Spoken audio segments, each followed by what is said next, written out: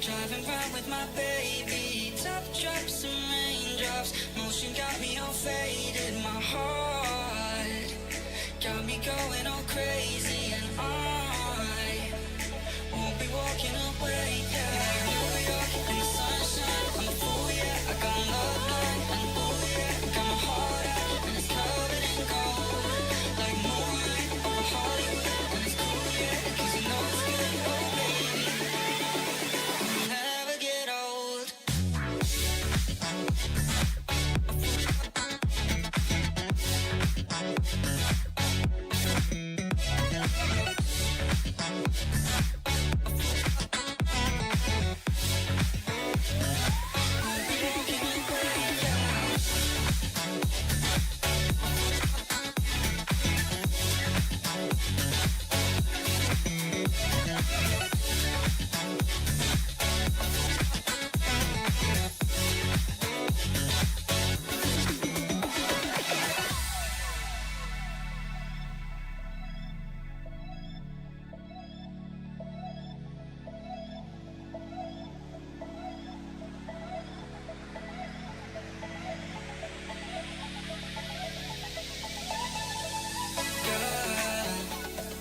You got it going on, I'll be there in a heartbeat. Tell me your favorite song, I'll put it on repeat. I could wait for you forever, through the storms or any weather. Yeah, you're like New York in the sunshine, I'm a fool, yeah. I got love blind, and ooh yeah, got my heart out and it's covered in gold, like moonlight over Hollywood, and it's cool, yeah, 'cause you know it's good. Oh baby, we'll never get old. Down in Cali, driving around with my baby, top drops and raindrops, motion got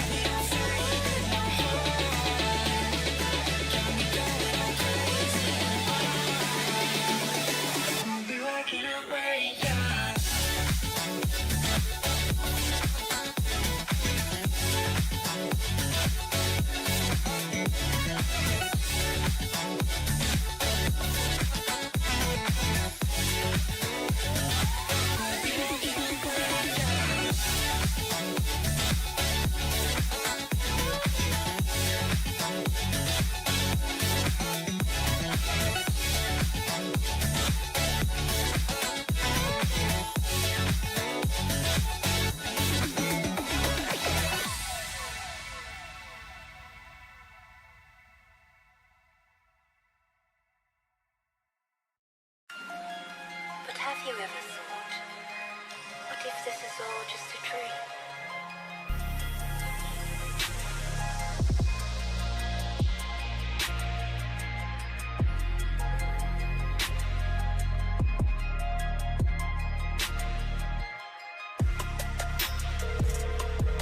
The number you have dialed is not available at present. Please leave your message after the beep. Hey, it's me. I just wanted to let you know I miss you.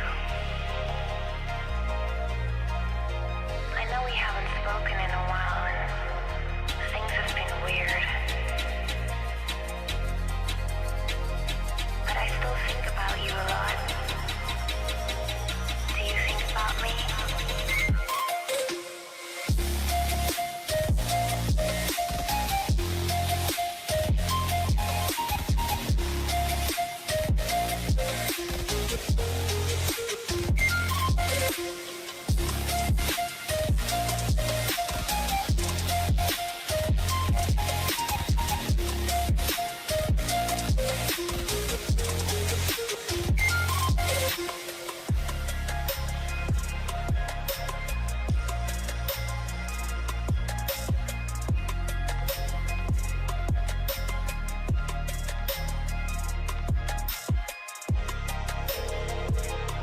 The number you have dialed is not available at present. Please leave your message after the beep.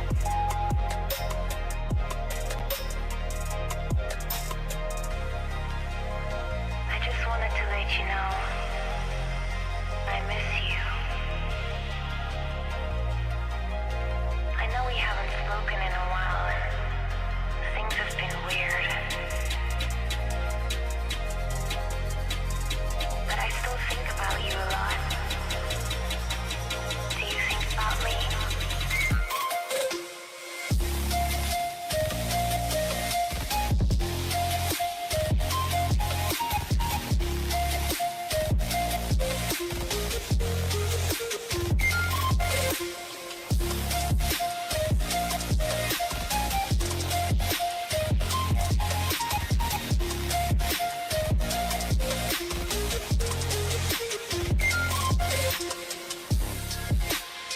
I just wanted to let you know.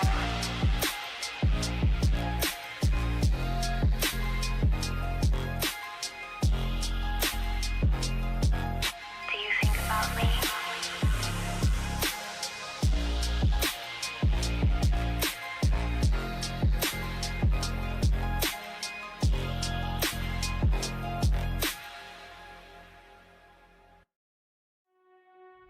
Everything you promised me.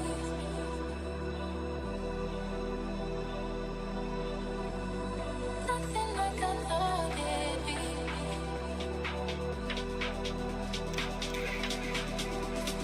Everything you promised me.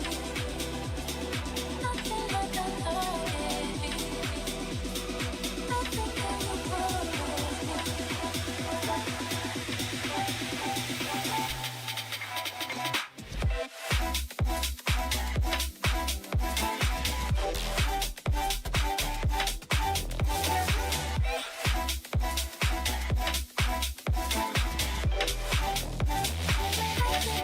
Sometimes, no copyright sounds on YouTube. I'll post the link. Sometimes these guys drop some real bangers, and I love it for the intro music. You know, get the blood flowing, blood pumping. You know, one of those two things. Get excited. Oh, maybe I should turn it down so you guys can hear me a little bit better. Sorry about that. What's up, Black Hole Crater? How are you? Glad to have you here. First like. Awesome. That makes you super awesome. Thanks for being here. Yeah, I got some stuff to work on today. And I kind of was feeling like shit earlier. I don't know, I slept weird and I got you know, you get that thing in your back or your neck, it's called getting old, I guess. And that's pretty annoying. But the show must go on. Haven't streamed in a while. Wanted to get on a live stream today. Partially because I dropped a video yesterday with a new telescope design, and that video has been going really well. Been very well received. What's up, Pippi Land? How did that get? I mean, I'm always fighting with the exposure on my camera. One of these days, I'll get a better camera for streaming, but not this day. So yeah, I wanted to get on here. Cheers to you too, Black Hole. Yeah, I wanted to get on here. They dropped the video, and that did really well. It's doing really well. Very lot for my channel. Really good amount of views. Tons of comments. People seem pretty interested in the new telescope design, which is right there. That's really hard to do, by the way. Point at the screen. So I've got a little bit of work to do related to that, and I've got I figure play around with some processing some astrophotos as well. I want to experiment with some slightly different processing techniques on some of the data that I've collected with this telescope, and then maybe some old data sets as well. Cool, Mazif, appreciate the lurk. Awesome, Pippi Land. Yeah. I try to I try to mix up the different times that I stream to try to because we've been getting a lot of people from Europe, and that's cool, and so I can try to get maybe a little bit of everybody, right? So and also it's going to be cloudy and rainy here for the next, I don't know, several days, maybe more than a week. So there's probably no reason to do later evening, nighttime streams because, well, at least in terms of doing live imaging, it's probably not going to happen, right? So, yeah, anyways, I'm here. And you're here. I'm glad to have you here. So, and let's see. I've got the printer warming up here. We're going to print some parts. Let me show you. I need to make some really simple parts.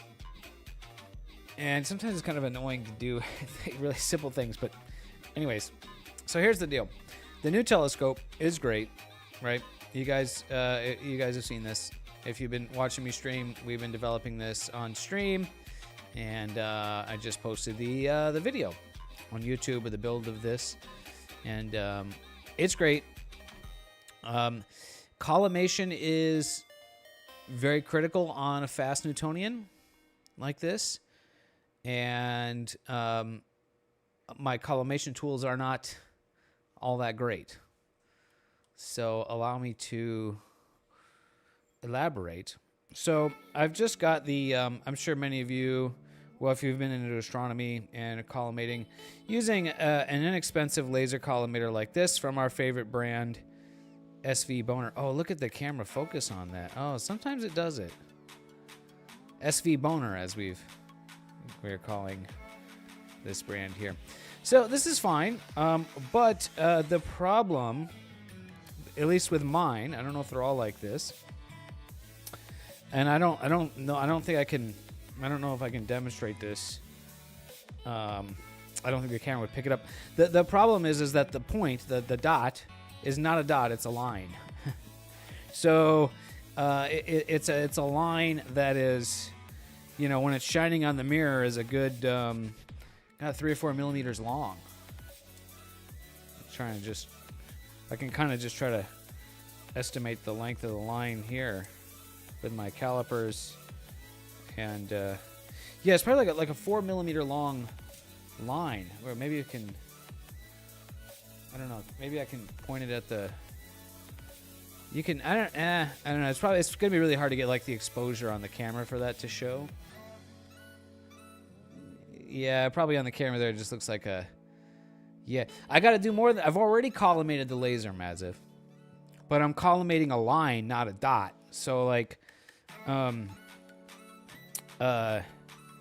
yeah, that's my biggest problem. I can actually draw it in SolidWorks. that's the easiest way to do it, is I can just draw. I'll show you exactly what it looks like. Actually, let's try this too. Because with the Barlow, with the Barlow lens, put the laser in the Barlow, and then shine it at the. There you go. See, so the Barlow magnifies it, and see how much of a line that is. So, definitely not ideal, right? You can see that back there. So, and I've read about this. I'm far from the first person to have this issue. You know, if you're collimating a slower Newtonian, it's probably fine. Ooh, a crosshair laser. That sounds cool. Hot tech, Hotech. I want to look that up real quick.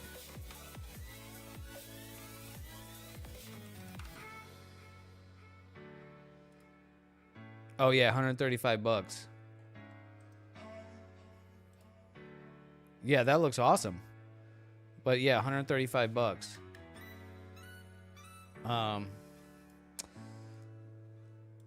may end up having to do something like that.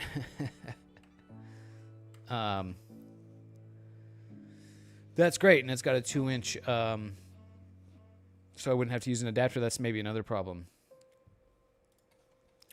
Yeah, I may have to do something like that. So,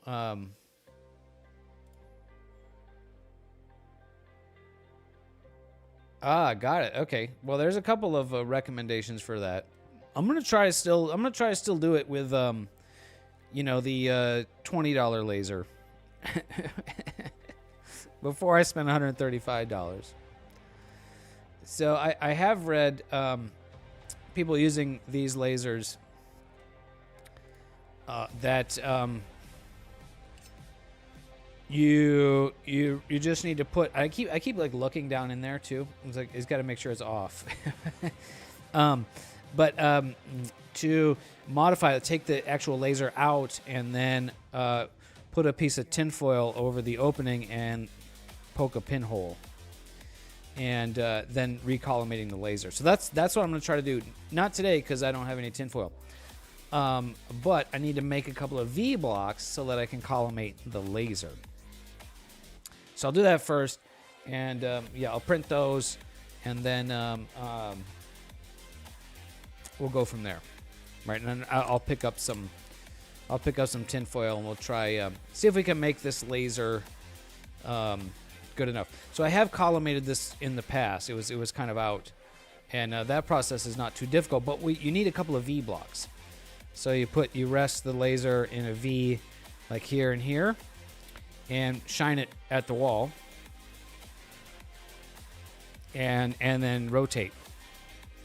And if it's out of collimation, it will trace the path it will trace out. Will be a circle, and so then you adjust the collimation screws on here until you get it to no longer trace a circle, but just stay in a single point when you rotate it, right? So I'm gonna 3D print some V blocks. Ideally, I'd use some steel machinist V blocks, but I don't have those, and I don't really want to buy them. Sure, I could get them for pretty cheap on Amazon, but I have a 3D printer, and I have you guys to hang out with me while we work on that. So let's make some V blocks. Another thing, actually, so I do want some custom V blocks. So here's another potential problem. I'm using, if I have a Barlow in there. If I take the Barlow out. So, the laser is a 1.25 inch diameter, but it needs to go into a 2-inch diameter. So I have the adapter thing. But this is a cheap adapter, and so there's some play in there. Trying to make the sound. So there's a little bit of room, and I'm pretty sure that when you tighten the screw, this is the cheap one. It doesn't have like the brass ring. So the set screw on the side, pushes, right? The screw is going to push the laser to the side. And I think it may be then, if the laser is collimated, to its shell, right? To its outside casing, then when you put it in here in the adapter and tighten, then now it's not collimated to the 2-inch diameter. Does that make sense? The circles become, no longer concentric, right? So what I'm going to do is I'm going to print an extra V block, like a set of V blocks. So one that'll fit like this size and one that'll fit this size. So I can set this in here so I can collimate the laser to its shell by itself. Then I can put it in here and then I can check to see, this way I can set this here and so it'll have V's, but it'll have the same flat, right? So then I can check the collimation of the laser in the adapter. And if it's really bad with the adapter, then I'll have to figure something else out. I'll have to either get a different laser. Probably what I'll do is I'll 3D print an adapter. I think that would work. And then I'll have the V blocks that I can then verify, the collimation and the concentricity of the printed parts, right? So that's what we're gonna do first. That's the first priority. So we'll get that printing. We'll get the printer up and running. I have the bed warmed up, so it's just heat soaking inside, which is good for the chamber. And then we'll get that going, and then maybe we'll do some image processing, play with some astrophotography photos. And now is the point where I like to switch the background music.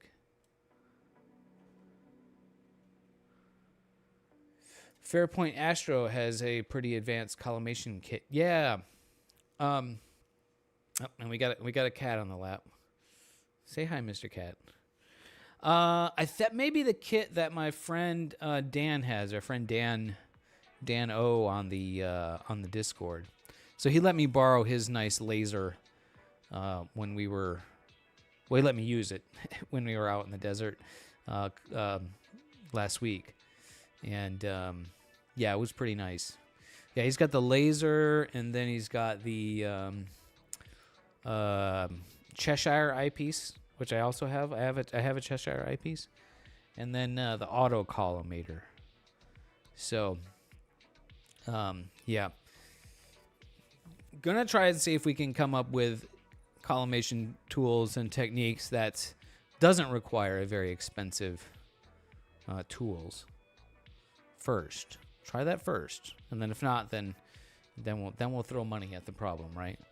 So, anyways, we've got a cat on the lap.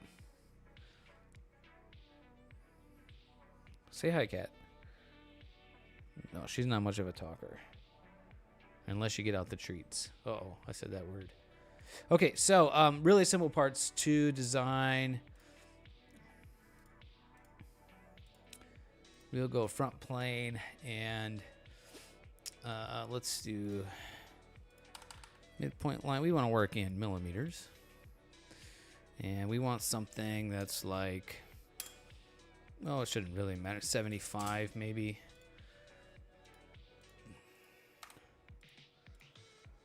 $75. Look at that. And I'll draw the center line. Then let's see, we'll just do like that.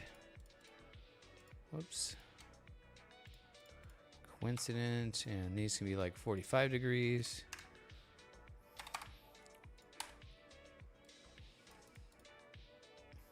Something like that. And then I'm going to draw just a construction circle.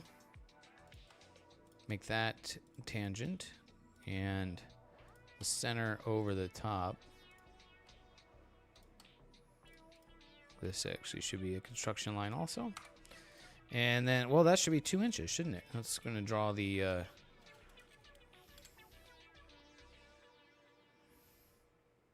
yeah, 50.8, right. 50.8.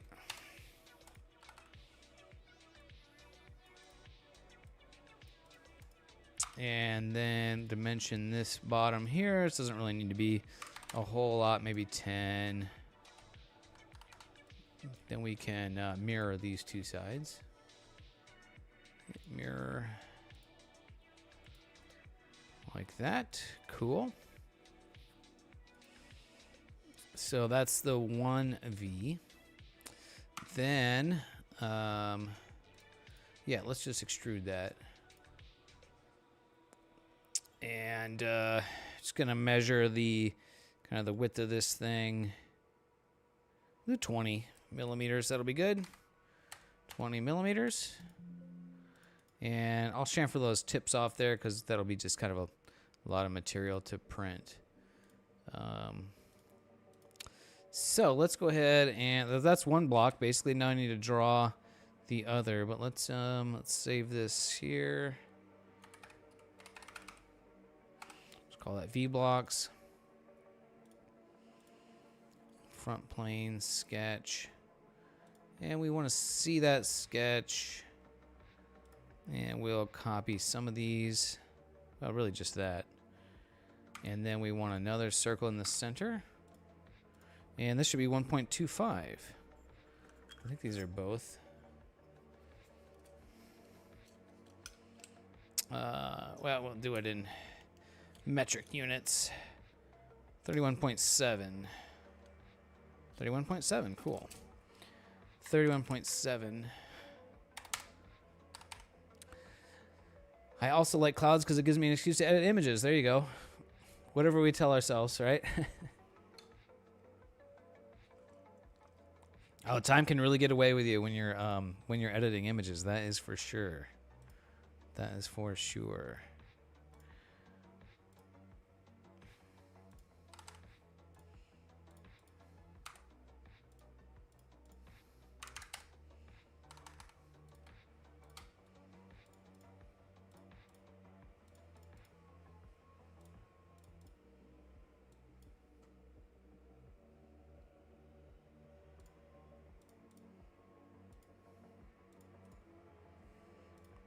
Okay. Yeah, that's the kit that Dan has. Yep. Yeah. So the triangle tells you which direction, which knob to turn on your collimation screws.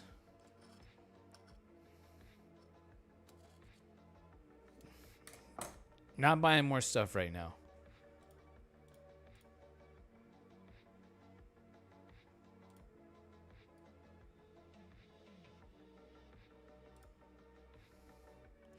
Okay, and we don't want to merge a result, and we'll just offset this just to make it so it looks like it's two separate bodies. And there we go. That was easy, huh? So now I can take a look. So I don't need these, the points up here. So let's just make a nice big filleted edge on those. Not nearly that much. Oh, actually, maybe we can do that much. We need to see that. That's the circle I want to see. All right, fillet those. Yeah, that'll work. We can cut that way back. See, we can even do more than that.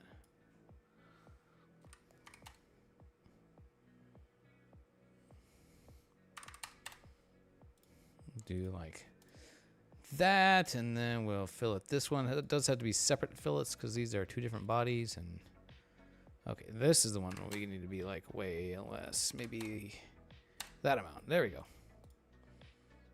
All right, pretty easy parts to make. I am gonna add chamfers actually to all these faces. Maybe a 2 millimeter chamfer. That's a bit much. How about 1.5?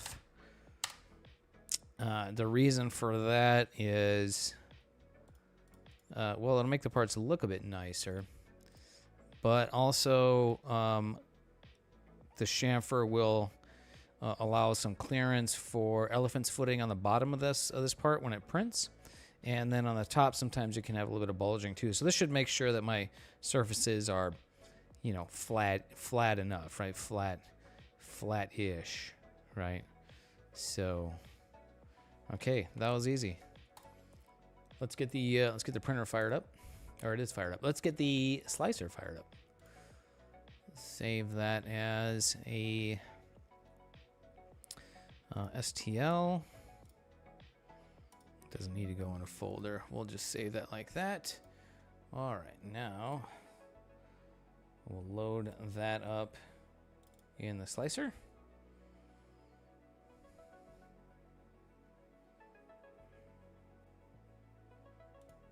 I need a better cat cam for when streaming when the cat's on the lap here. And let's see, I could print them all at one time. Yeah, let's probably do that. And let's see, so I need one of the smaller ones and two of the bigger ones. So I can just do like that. And then I'm gonna just kind of go across the bed this way.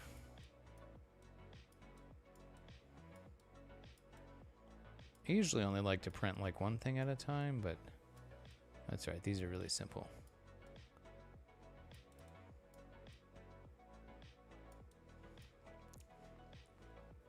And we're going to print these in the ABS core material that I've really been liking. ABS. And let's see, where is my Trudon ABS filament?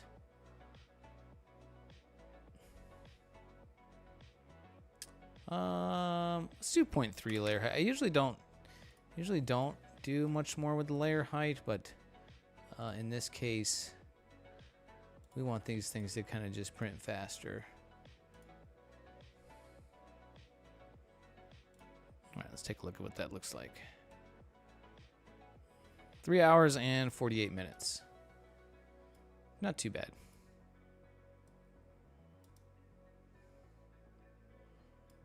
Pretty simple parts. I probably could do less infill on those. Yeah, let's try. I mean, they don't really need to be. Oh, I'm on the wrong preset here. Yeah, that should go much faster. There we go. Discard that. Yeah, 0.3. Yeah, we'll do 4 perimeters. Maybe just 10% rectilinear. We'll see what that looks like. There we go. Hour 50 minutes. Yeah, that's probably good enough. These don't need to be like really strong parts. They kind of just need to be dimensionally stable-ish, right? As long as they kind of match is really all that should really matter. And I could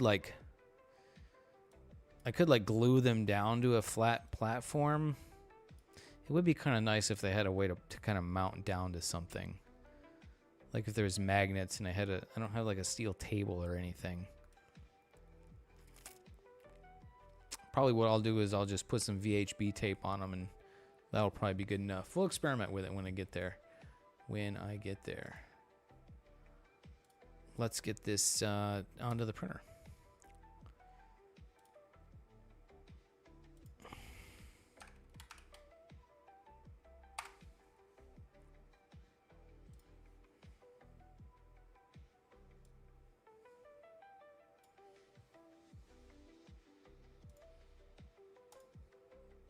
Okay, that is warming up.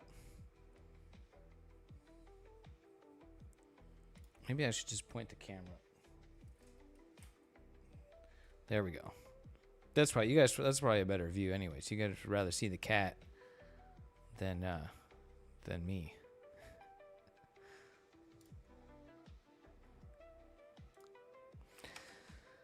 Okay, well that's warming up. I do want to update the bill of materials on the telescope here. Someone asked about that in the Discord, and I intended to do that, just kind of didn't get around. I wanted to get it up and can add to those documents later. Things like the screws and the heat set inserts and stuff required, but I don't know. Maybe that's probably not very good content for the stream, so I could do that. Maybe I'll do that another time. And so let's maybe not do that. I do have some. I had a number of changes to the telescope to make that would be beneficial to the community for somebody. Somebody wants to build their own version of this, and that maybe they don't quite have the hardware that I have. So I don't know if I want to work on that today. Kind of would want to move on, from this project for a little while. But so one thing is to add a fan to the back of here. Oh, the cat's gonna go because her feet are just. You gonna go? Lunchtime. Her automatic feeder just went. So. Oh, there she goes. Okay. So adding a fan to the back of the tube here on the telescope to just constantly blow air through the tube. That will help prevent dew and keep the mirror cool the mirror down faster, at imaging time, and prevent dew inside the tube there. So I didn't want to do that. I kind of don't want to do that. I don't want to add a fan on there because then I have to power it, and that's another cable to run and, power it, and that's kind of it's not really that big of a deal, but, just another cable, another thing to plug in, another thing to power is kind of, I don't really want to have to mess with that right now. At least, not for a while. So that's too loud. That's too quiet. I forget. This mic has a volume adjustment knob on like a gain adjustment on the bottom, and it's real easy to bump it and then turn the gain way down or way up. So anyways, that's what I was just playing with there. So I don't really want to have to add a fan, and so far the imaging that I've done with the scope, I don't think it's really needed, such a small mirror, small scope, but having a port on the back of there, where the logo is for the fan. So if somebody wanted to add one, they could. Makes a lot of sense. So that was one change to make. Another thing is to change the focuser to be more generic. For somebody who maybe will want to use an off-the-shelf electronic focuser, like the ZWO or the that AliExpress knockoff of the ZWO focuser. So that probably would mean changing to a belt drive. So probably would just still have the same large nut here, and the yellow focusing nut, and change it to a tooth profile. And then we would need a different mount for that focuser and a way to tension it. So that's another feature to add and to change, and and offer both versions, right? So I definitely want to do that. I really like my my electronic focuser. It works really well, but I don't recommend it because it's kind of too expensive. This little harmonic drive that it uses costs almost as much as an entire CWO autofocuser by itself. So it's kind of silly. I built it because it was a cool, fun project to do, and so it's open source design, and the designs are on my website. They're up. Anybody who wants to build one totally can, and but it definitely is not cost effective, right? So, which is not the only reason to do a project. Okay, let me check on. So we got the printer just started. I'm gonna pop up and go stick my head in there and make sure that everything looks like it's good.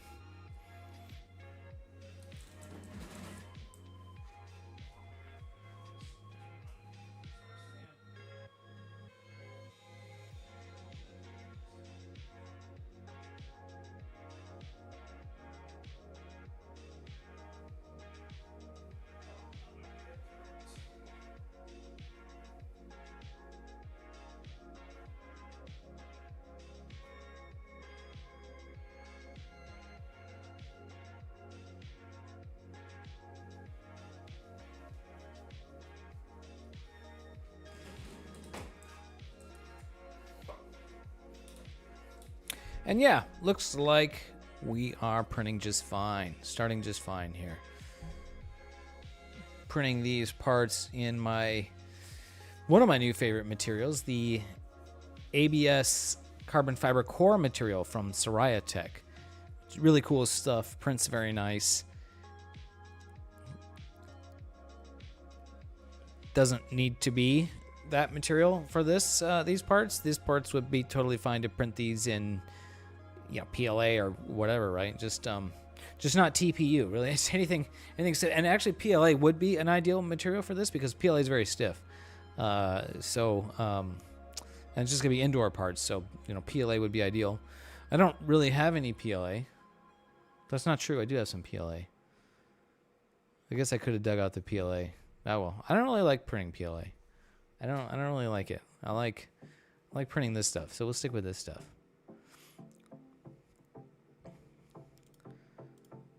Cool. So that is up and running.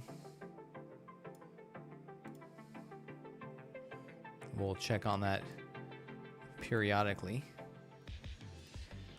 So we're talking about other changes to make on here. One other thing I wanted to do was perhaps change this front tube to offer different front spider configurations. I really like the three spider vane look. It gives you the 6-point diffraction spikes, which I really like. It looks cool. It makes it unique and makes my images look different than everybody else's. So that's cool. But maybe somebody doesn't like that. Someone prefers just the regular, plus sign, plus symbol, addition symbol, diffraction spikes. So that would require 4. So yeah, maybe modifying this to accommodate that 4 4 spider vanes, and then have both versions. So print the one, build the one that you want. That might be something to look into. And then the other thing would be removing the focuser, having a design without the focuser, and having like a generic bolt pattern on this face. So if you wanted to install a commercial off-the-shelf focuser, you could do that as well. Somebody might want to do that, and I may end up in that situation. I'm not entirely sure that the 3D printed focuser is going to be the way to go in the long run. I want to do. I want the 3D printed focuser as part of the design, partially because it was a fun challenge to design and to work on and to build. I mean, it looks cool, and having having it sort of all integrated like this and sort of low profile, and I guess it is kind of large and chunky, but it definitely it works, but it has kind of some issues. A plastic focuser,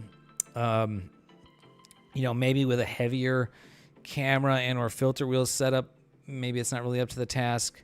The draw tube has been very tricky to work on. Oh, I need to print another one of these parts too. This locking ring. Remind me of that when this part's done printing. The draw tube has been really tricky. I've printed a lot of these. I've iterated on this quite a bit. There is 2 tricky dimensions on here. One is the this ID, the inner diameter. You want that to be a snug slip fit onto a 2-inch a 2-inch diameter ring, mainly the coma corrector. So that so it's basically like a press fit, and then so this locking collet doesn't have to do a lot of heavy lifting. You're not relying on this to do all of the clamping force, because it really doesn't apply that much. So you kind of want it to be able to like slip in and enough friction to hold it in place. You can still turn it, and then you just lock it with the collet here. So getting that fit is tricky. Trial and error printing a lot. Then the other thing is just the spiral pattern here. The balance between getting that to be tight enough that it doesn't wiggle, that the draw tube doesn't wiggle in the focuser, but not so tight that it doesn't bind. And then little imperfections along the path from printing, little blobs or seams where the Z seam can lead to bumps where now you've got like tight spots as you're focusing, turning, right? That's not good either. So I've done like a lot of sanding. Now basically what I ended up with is I printed one that was a little bit too tight, so a little bit slightly oversized, and then carefully sanded these grooves. And so sanding these grooves was really tricky, and I can show you if anybody's interested kind of how I ended up doing that. So sanding these grooves, and then I added grease to it, and I really didn't want to use grease. You know, grease attracts dirt, dust. You know, this thing's going to be out in the desert, and I mean, it's not going to be out in the conditions where there's like sand blowing on it, right? But you know, there's definitely going to be, you know, dirt and dust in the air being outdoors, you know, and so dirt and dust can collect on it, and then, you know, could turn into a mess. It's not too difficult to clean, to wipe it off and reapply the grease. So, but also it's this exposed surface, and if you touch it, you know, you might get grease on your fingers, then you get grease on your, you know, I imagine it's like worst case scenario is like you get grease on your fingers, and then you pull the camera out, you don't realize, and now you put a big greasy thumbprint on your coma corrector because you had grease on the outside of this thing, right? So kind of not ideal. But the biggest issue, probably the biggest issue, and I kind of need to, since I've iterated on this, look and see if it's still kind of the thing. But the biggest issue is eccentricity in the draw tube, meaning it's not perfectly round. Manufacturing something perfectly round, or round within a good tolerance, with a Cartesian XY machine is, I don't want to say impossible, but very difficult, even for like a really like a high end, like a CNC mill, like a high end CNC, you know, professional machine shop CNC machine, trying to do a round thing with an XY machine. They don't come out very round. So, you know, it will be slightly eccentric, slightly oval. So the result of that is, as you're focusing, as this thing slides up and down, the collimation shifts a little bit. You can kind of watch it as it's focusing. The collimation, you can watch the laser kind of shift a little bit this way and a little bit that way. And that might be because I had it a little bit tight, so I've since went back and sanded these grooves and made it fit a little bit looser. So I'm interested to check again and see if it's gotten any better. But that's kind of a problem. So kind of what I've been doing, my procedure has been to like focus the camera and then collimate it. So I know, you know, so for example, if it's going to focus with the draw tube in this position, then collimate it here, I know, you know, even when it autofocuses, it'll move out and come back in. It should land in pretty close to the same position. So, you know, I hopefully then the collimation's not an issue, but it definitely could be, and that's also kind of definitely not ideal, right? So, what's up, Joshua? How are you? Can't wait to print your own. Awesome, dude. You think you'd be using an off-the-shelf focuser? Cool. Yeah, another problem that I have with off-the-shelf focuser is there's so many, and there's different styles. So trying to do like a generic bolt pattern, so it's like, you know, use your own focuser, is going to be tricky. It's going to be really tricky to get that to work right, or to try to have a design that's going to be able to support, you know, either a bunch of different focuses, or like what's the most popular focuser? I don't know, right? Is there like one on AliExpress that's like $150 that's really good, or something that people recommend and like to use? You know, I don't know, right? But I can show you another problem with off-the-shelf focuser is getting the camera sensor in the right position. We're in a real tricky spot here. Let me find my.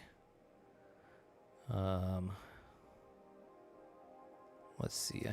This is the sketch right here. So, and let me do a section view. So this is my sketch that sort of drives the overall geometry of the, and this may not come out all that clearly on the stream. Yeah, maybe let me try the zoom capture. Yeah, then kind of trying to get this to like, well, maybe that's a little bit easier to read. So, or to see. Let's see. We don't need to see that. We can hide that. So we have really the distance between the secondary mirror and the focal point, the image sensor, is pretty restricted.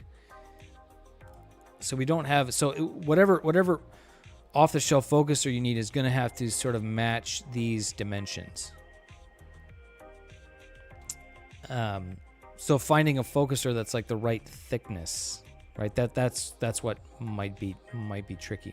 We don't have a lot of room to play with that distance, else the focuser draw tube can protrude into the light path, which you don't want. And a lot, so that restriction comes from the coma corrector. Coma correctors tend to be really long, and so we really are kind of like, this geometry kind of just barely works for a telescope with this short of focal length, for a Newtonian with this short of focal length. So, yeah, making it work with an off-the-shelf focuser is gonna be potentially tricky. I don't really know. I would have to research them, see what kind of thicknesses they are, what kind of travel the draw tube has on those, and see. Our friend Hefe over on the Discord, he built basically the same thing, and he did use an off-the-shelf focuser, so a GSO focuser.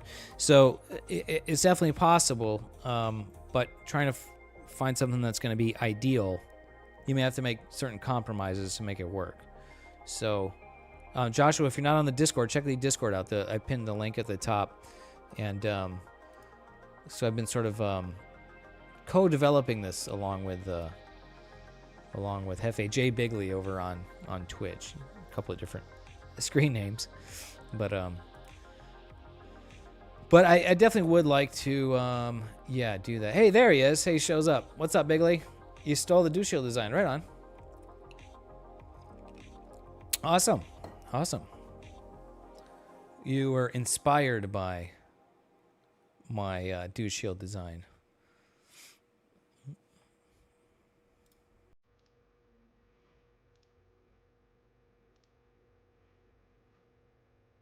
Okay, how's that print looking? Print's looking good. All right, I think I'm gonna go for a bathroom break, and then hide that. Oh, I'm in the sketch. That's why I can't hide it.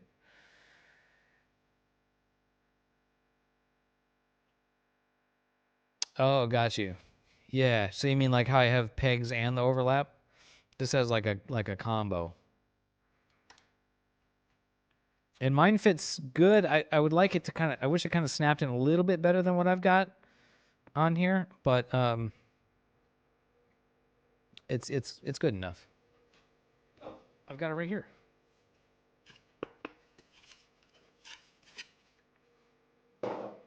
Cool. Okay, let me go for a quick restroom break. I drank that energy drink, so I'm gonna have to piss like 3 or 4 times. And I'll come back, and then I think we'll do some, we'll play with some astrophotos here while the printer's running and enjoy that. I want to play with some other data from the other night and show you guys maybe some stuff from this telescope. So if you haven't seen that already, okay, I'll run the Twitch ad while I'm up, so we can disable the pre-roll ads. So I'll be back in 1 minute.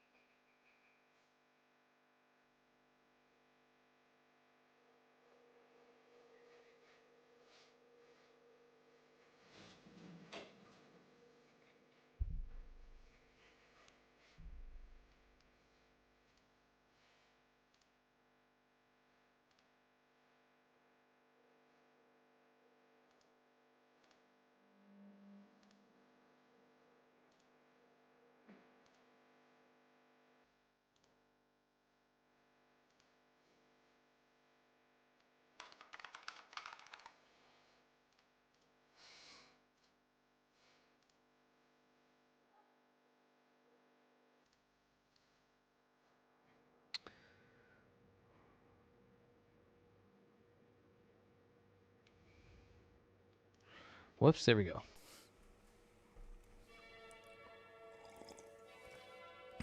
Yeah, it looks like most of our audience is on YouTube right now, which is cool. I dual stream to both Twitch and YouTube, by the way. If you guys didn't know that, if you're new, I like Twitch. Twitch is a fun platform, so I definitely like to be over there. But I have a lot of audience on YouTube, so just trying to bring both together. And feel free to be on whichever platform you prefer.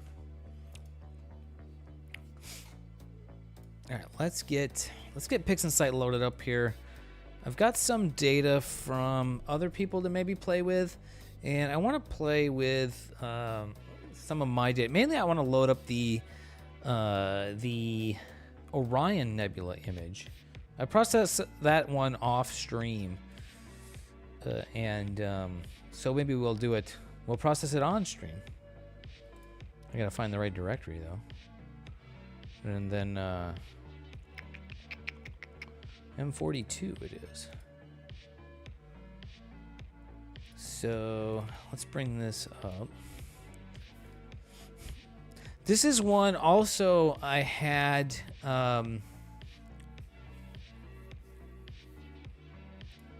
I had a little bit of trickiness with this one too.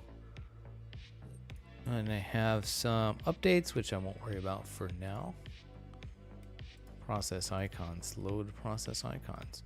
So this one I shot as, and Bigley, this is something I was telling you about, to shoot this as an HDR image so we don't overexpose the core. And if I cancel the auto stretch, you can see that the very core in here is overexposed, right? This is blown out. So I did process this as an HDR image. But but the output was weird. It gave me some. It kind of gave me some issues when I think it increased the noise in the background significantly. So I may need to kind of play with that. So this is 2-second exposures, and so it is cool. At 2-second exposures, I did resolve the 4 main bright stars in the core, the triangulum region. Is that it? No, trapezium. That's it. It's like a trapezoid. You can see when I auto stretch it, there's a lot of pixels. I think it's just because it's stretched so much. And then there's some weird stuff going on. Oh, maybe that's just some weird. Yeah, there's some like weird aliasing going on or something when I see this like color banding, and that goes away when I zoom in. So there's some weird like pattern with the noise. So I think if I combine these into an HDR image, then it like brings all this noise. So I don't really know, cause I don't really know like what is the kind of the best way to do this. What's up, Galantry? How are you? Hello, friend, to you indeed. So, cause I wanna. Yeah, so we can do that in PixInsight too, Pippyland. The problem is the core is overexposed in my the longer exposures overexposes the core. So if I cancel the auto stretch, you can see this is overexposed. There's no data here. These pixels are 100% white, right? So there's no core in this image. There's no detail there at all.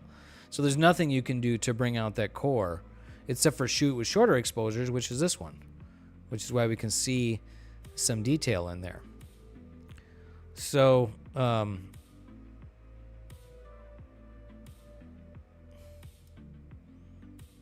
if I kind of manually stretch it, yeah, see, we definitely have detail in there, right? That is lost.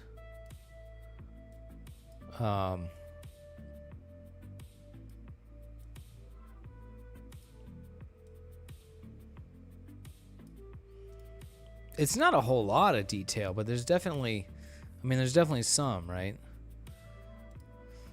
But I think my main problem is if I try to do a composite HDR image with these, then it brings all this background noise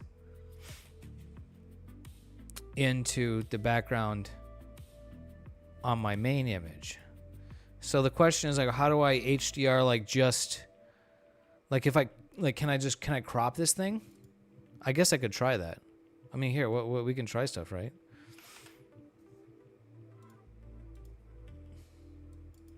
Like crop this in,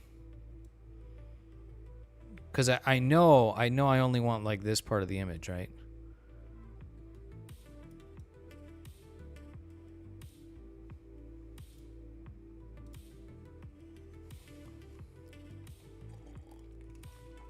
So, or is this going to do something weird because now I've got this hard border? I guess we can try it.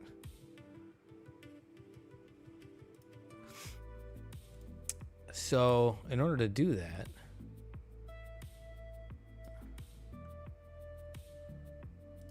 let's see. In order to do that, we need to like register these. Let's see, process. I think we want image registration. Image. Image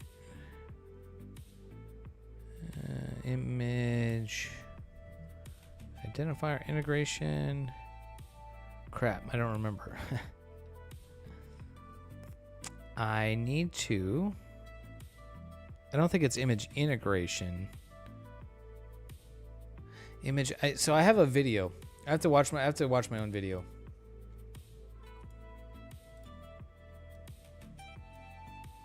I have a video from years ago. And we'll find, let's see, here you go. normal DSLR workflow. Working with the Orion Nebula. I would Look at normally that. go through those steps now of that, and we don't need that one anymore. We just need these three. And I can just Registered, yeah. So the first step is to register them. Oh, star alignment. Duh.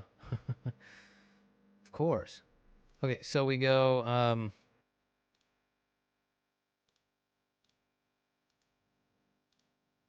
Okay, so we go process, all processes, star alignment. Well, hopefully there's enough stars in there to align it. We'll see what this does. Yeah, pretty familiar, huh? It's a great object to have. It's really perfect, JB. It's a great object to have in the night sky for testing and calibrating a new telescope because it's super bright, so we can image it in the light pollution. And it's big and it's beautiful and it's fun to look at. So it's really kind of a perfect time to be developing a new telescope because we have the Orion Nebula in the night sky to us. So we're looking for star alignment. There we go. Okay, reference image. Reference image. We will change to view, and that one. And target images. We'll just add the view, which is the other one. That one. Hit OK, and then let's see. Can I just do it here? A bunch of fails. Yeah. Yeah. Well, no, Pippaland, you can't because it's they're all you can do is make the white light less white. There's no data. It's clipped. It's gone to 100% white. I hope that makes sense. So if you were able to reduce the white in your image and you had detail, that's great. That means you didn't overexpose the core, which is probably the case because you were doing shorter exposures, right? For because you would have been doing shorter exposures because of the type of imaging you're doing.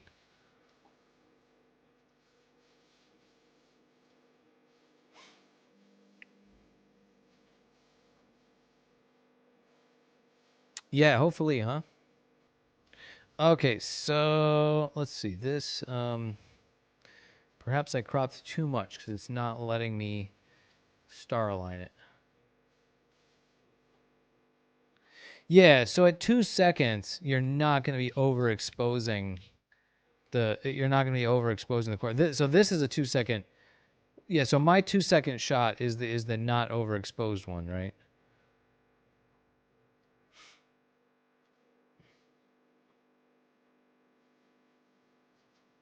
All right, let's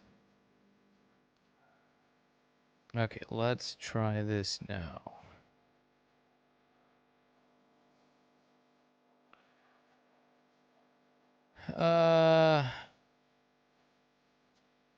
Yeah, there's not enough stars for it to do that. I think that's what's happening.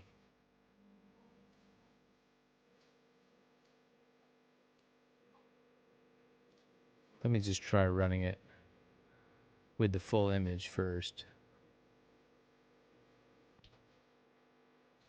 Yeah, okay. So now this should be... Oh, okay. Hold on. Maybe we can...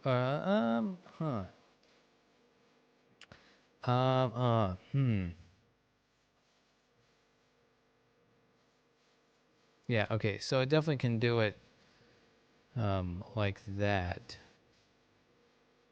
But I want to crop out the background, though. Yeah, this may not be really possible or practical with this image because there's just...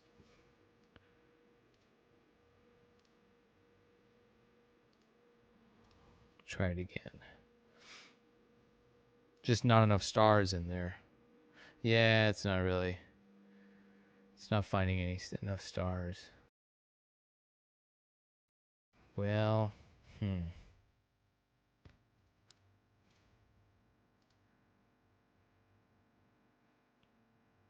shoot. Well, let's see what do here then. I mean, so I know I can get it to align like this, and then you need to um,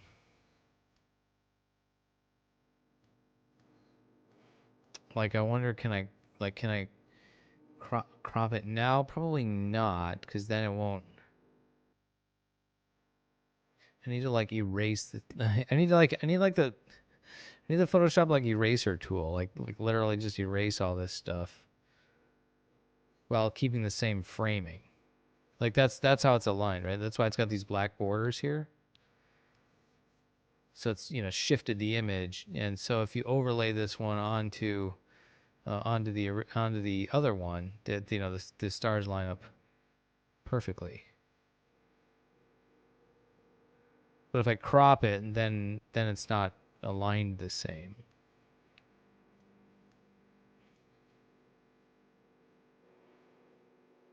So I'm not sure, yeah, if there's a way to do that.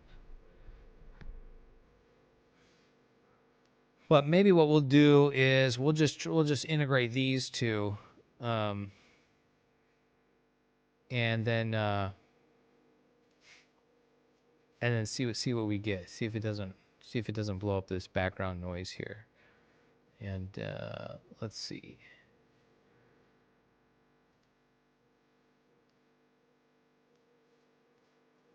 I referred back to my own tutorial from years ago. Star alignment, HDR composition. Yeah. All right. So let's go processes, all processes. Where is that? H starts with a H, right? HDR composition. All right. So need to load my files up, and I already did this.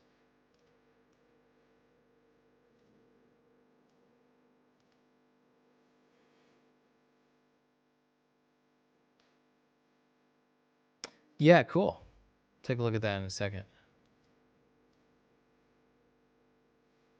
Um,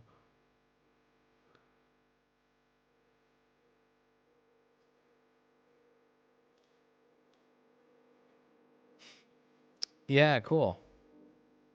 Yeah, even that looks like it might be overexposed, Pippyland.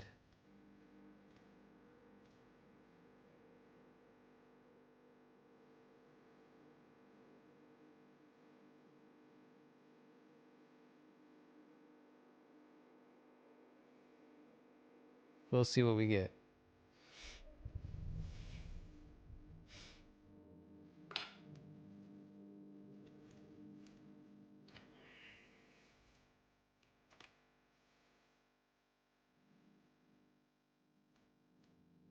Layer by layer. Hey, what's up, brother?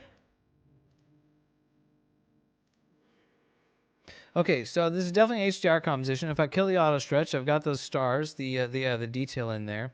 Oh yeah, the core is super bright. Yeah. Whoops. And then if I stretch it, but I think it did. So that's the mask. We want to look at the background. So what we can do, I can sync these two. This new view syncer tool in PixInsight.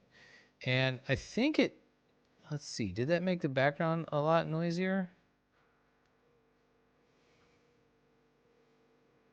I don't know. It's hard to tell. I don't think it should have, because it uses a mask, right? So um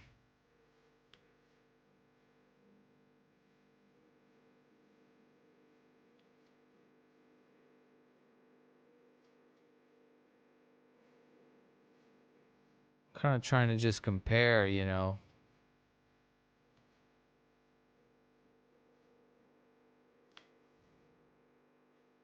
maybe that looks okay. All right, maybe this is good. The last one that I did, let's look over here, looks kind of weird. Yeah, I feel like there's some kind of weird.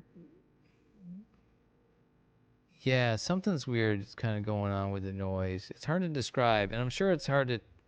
I don't think you could tell, on the stream even. But well, is that there or not?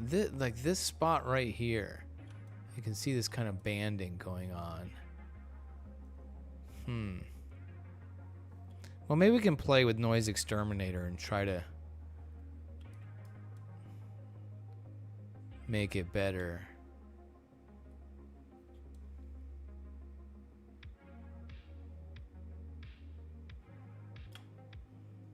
Yeah, and here looks a little bit worse. Yeah, it's kind of you do see it like a little bit worse in the HDR image, the one down below.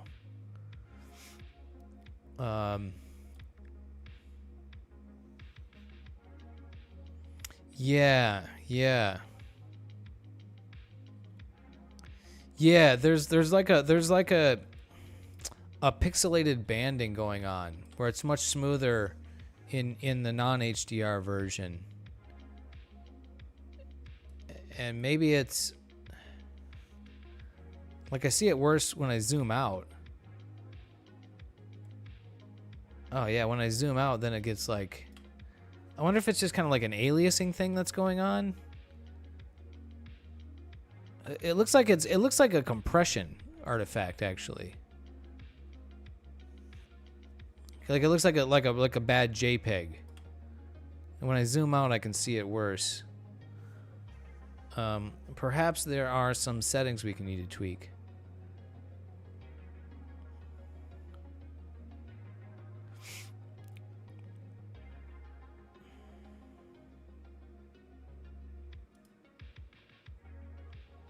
Oh, fitting region. Huh. Check this out. What's this tooltip say? Fitting region.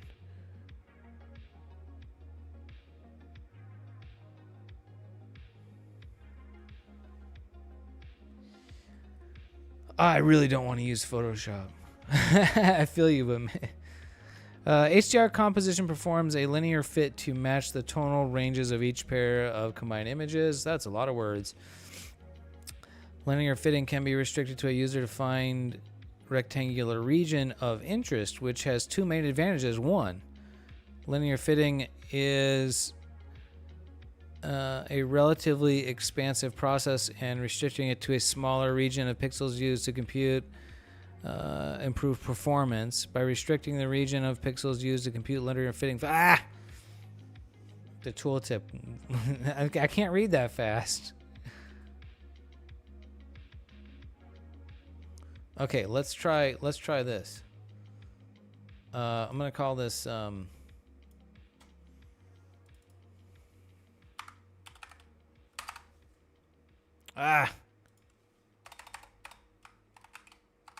calling that HDR1, and let's make a preview of.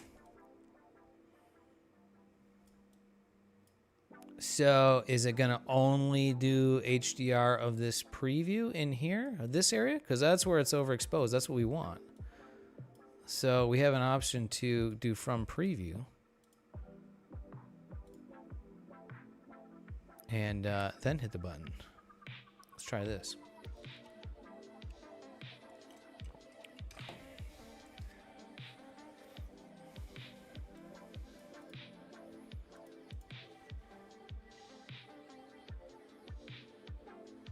No, same thing.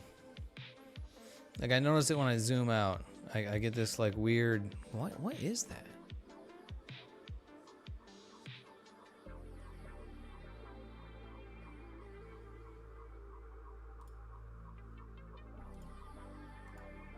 So something else must be going on here.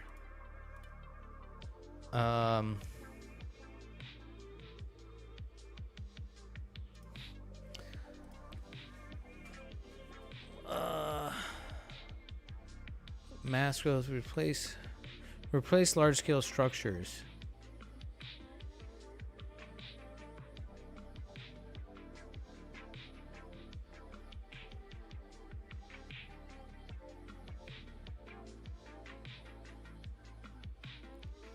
Okay, maybe we want that.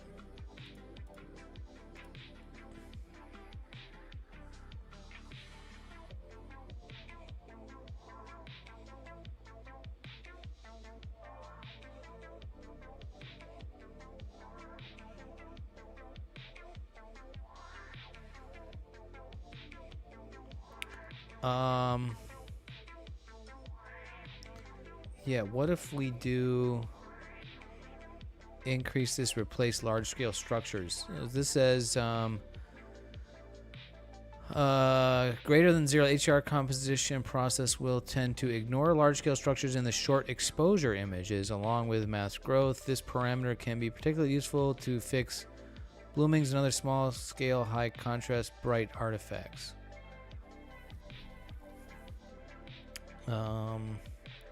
Binarizing threshold.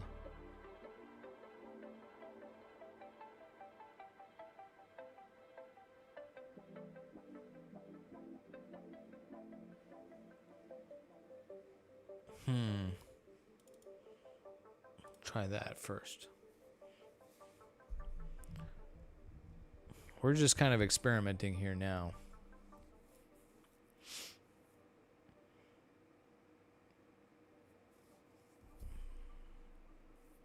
Manuel, hi, how are you? Good to see you here. We're kind of playing around with some HDR composition here in PixInsight. What's up, Taka? Good, probably good evening to you, right? It's just the early afternoon here. Yeah, something is very odd there. Something is very. I wonder if it's even like.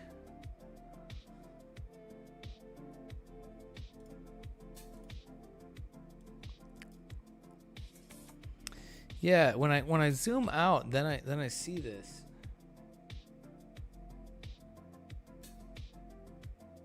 That's very strange indeed. Yeah, there's like a banding going on.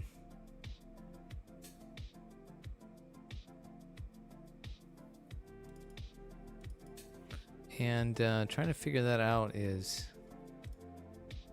got me scratching my head a bit.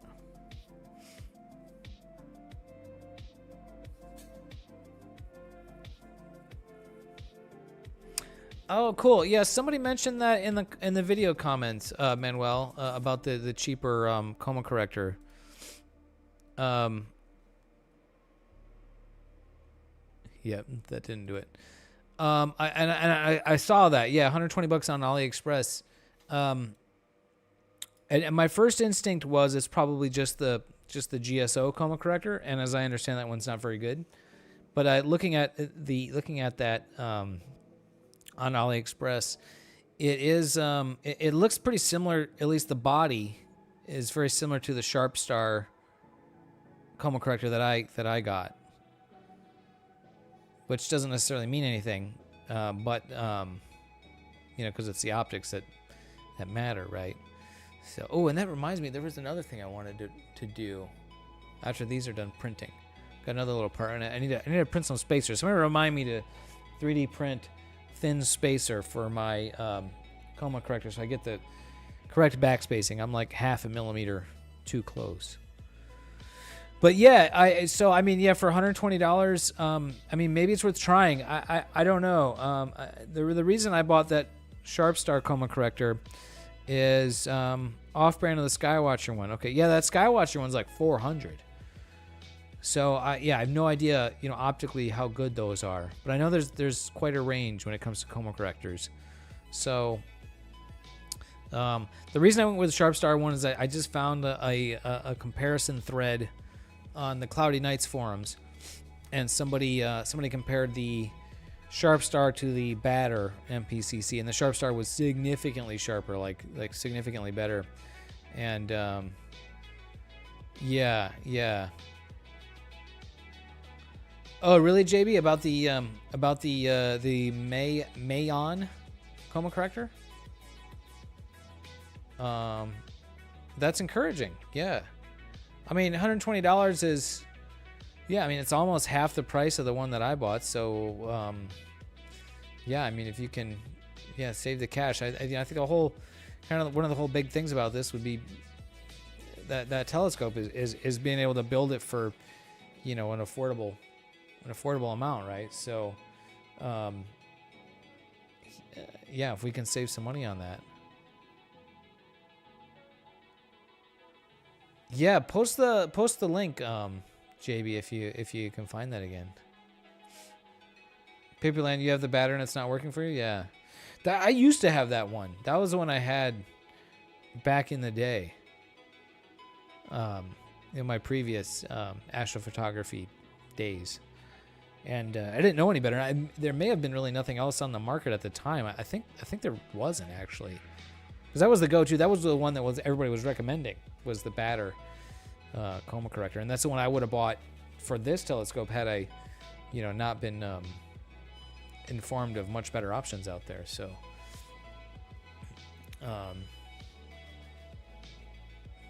yeah. Okay. Let's see.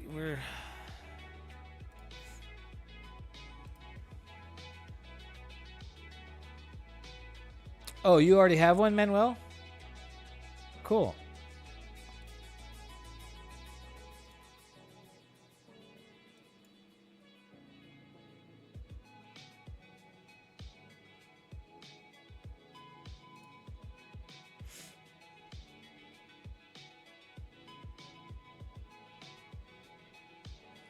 I wonder if I'm getting that banding, if it has something to do with the fact that these images were drizzled. Right on, Jay. Let me just check my drizzling settings here.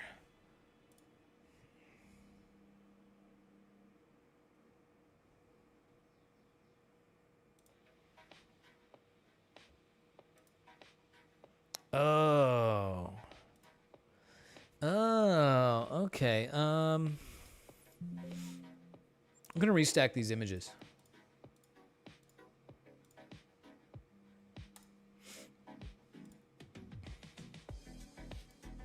We're gonna restack. I think I might have screwed up the stack on that.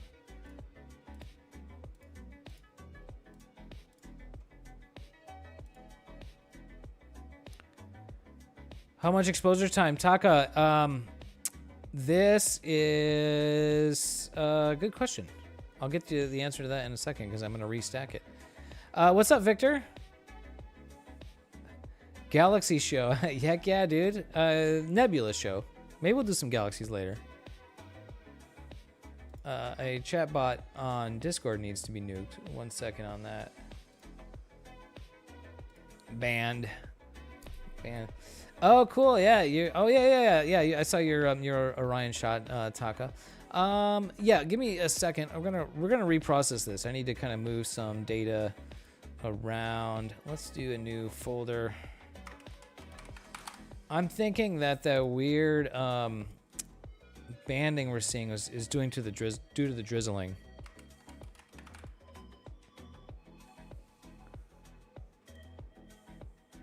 You are from Pennsylvania, USA?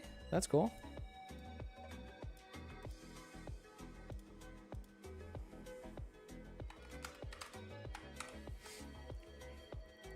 All right, let's do script batch processing, weighted batch pre-processing. I think I might have used the wrong. Oh, that's weird. The wrong algorithm for drizzling. Flats, clear, add my lights. And let's see.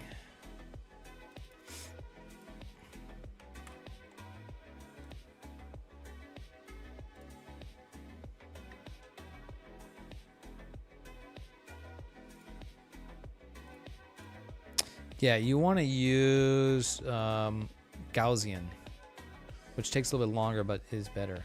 What's up, Benji? How are you?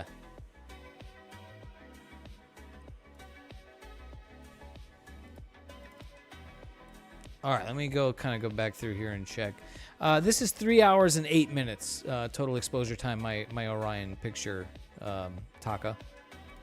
Since you were asking about that, let's see. Yeah, I think those are all fine.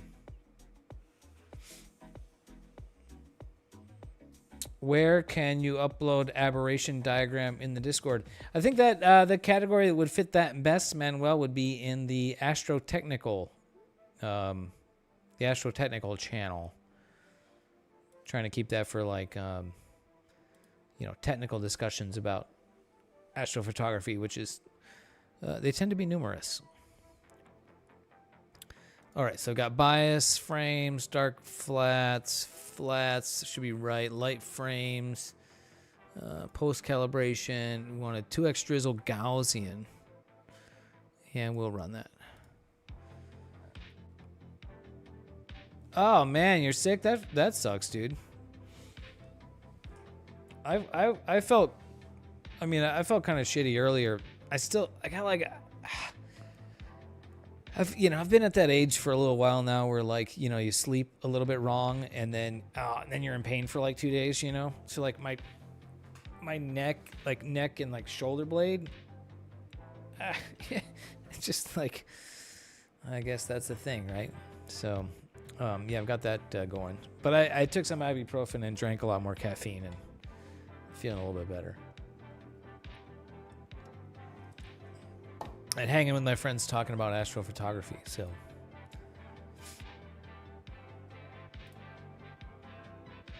So let's take a look at this.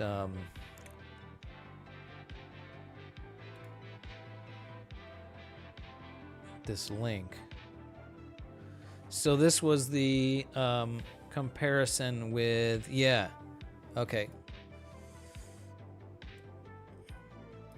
Yeah, the batter coma corrector and the Mayon.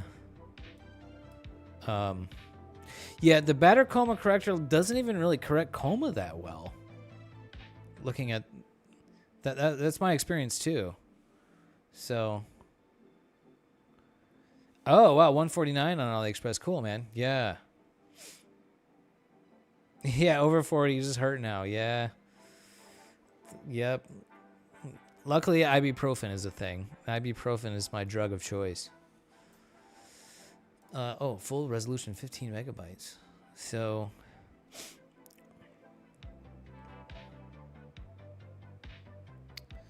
yeah.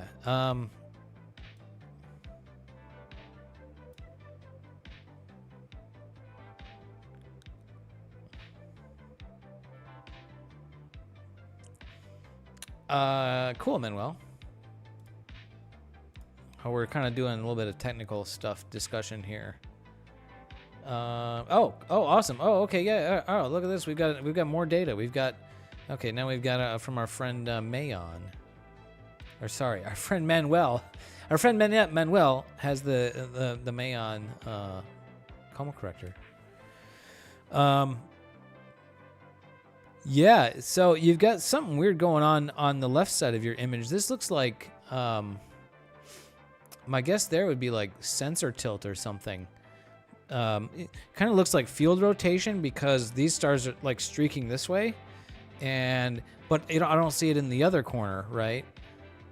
So it's like the image isn't rotating. And then the bottom right corner, the stars are very round.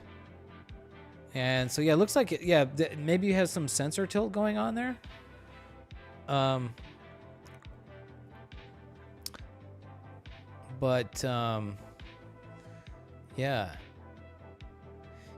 You can see the left side, and there's not a whole lot of stars in here to really see, but left side, these stars are also not very round, right?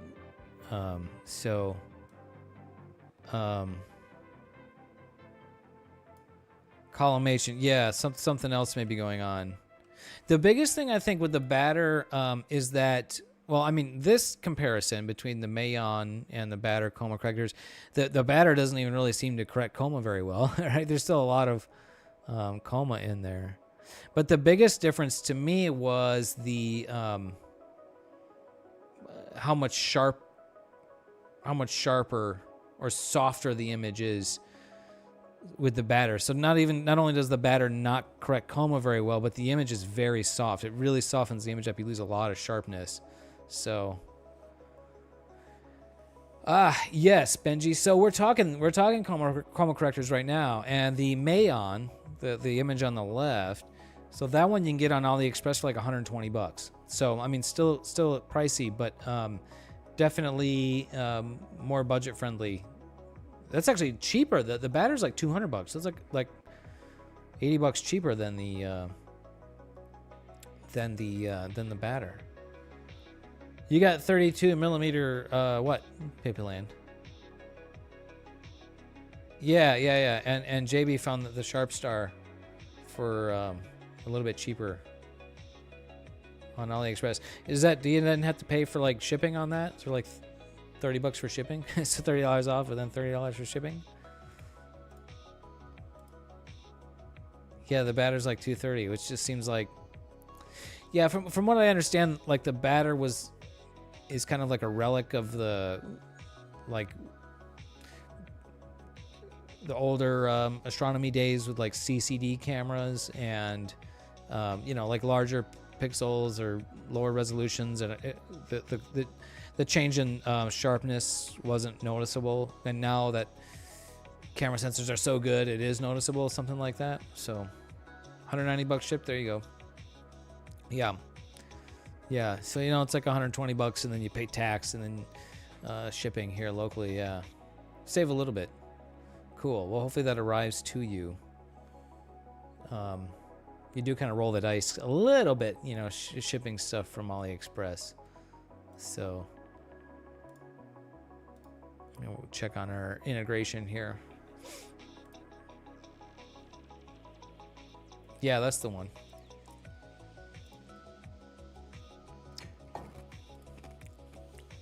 Yeah. So there's that. And the 3D print is rocking and rolling, by the way. I'll let you guys watch that. I need to pop up for a restroom break again, and I'll be back. Oh, I feel you on that, Benji. I feel you on that.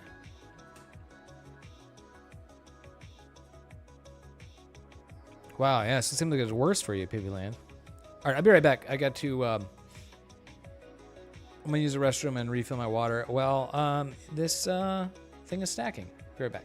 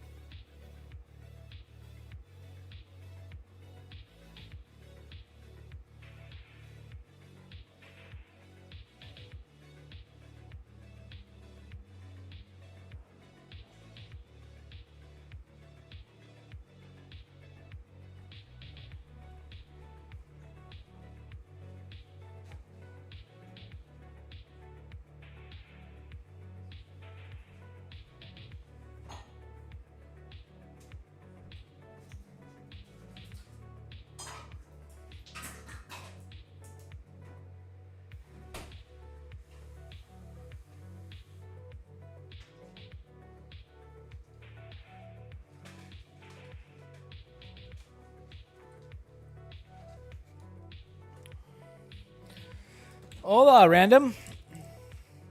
¿Cómo estás? We are printing away. Making some new parts. Everything looks good over there. Showing 48 minutes left on that print.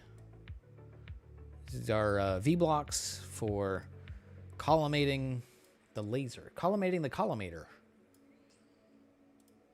So that is in process. And we have finished with image integration.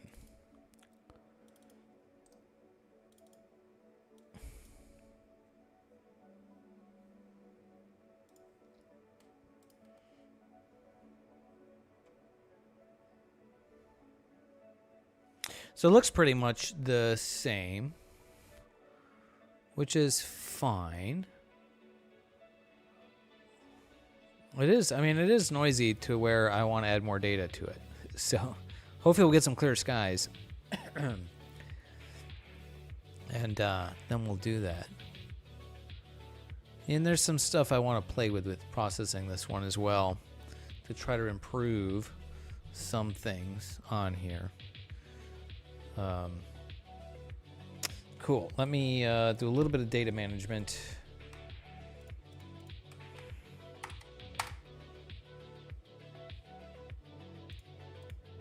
And then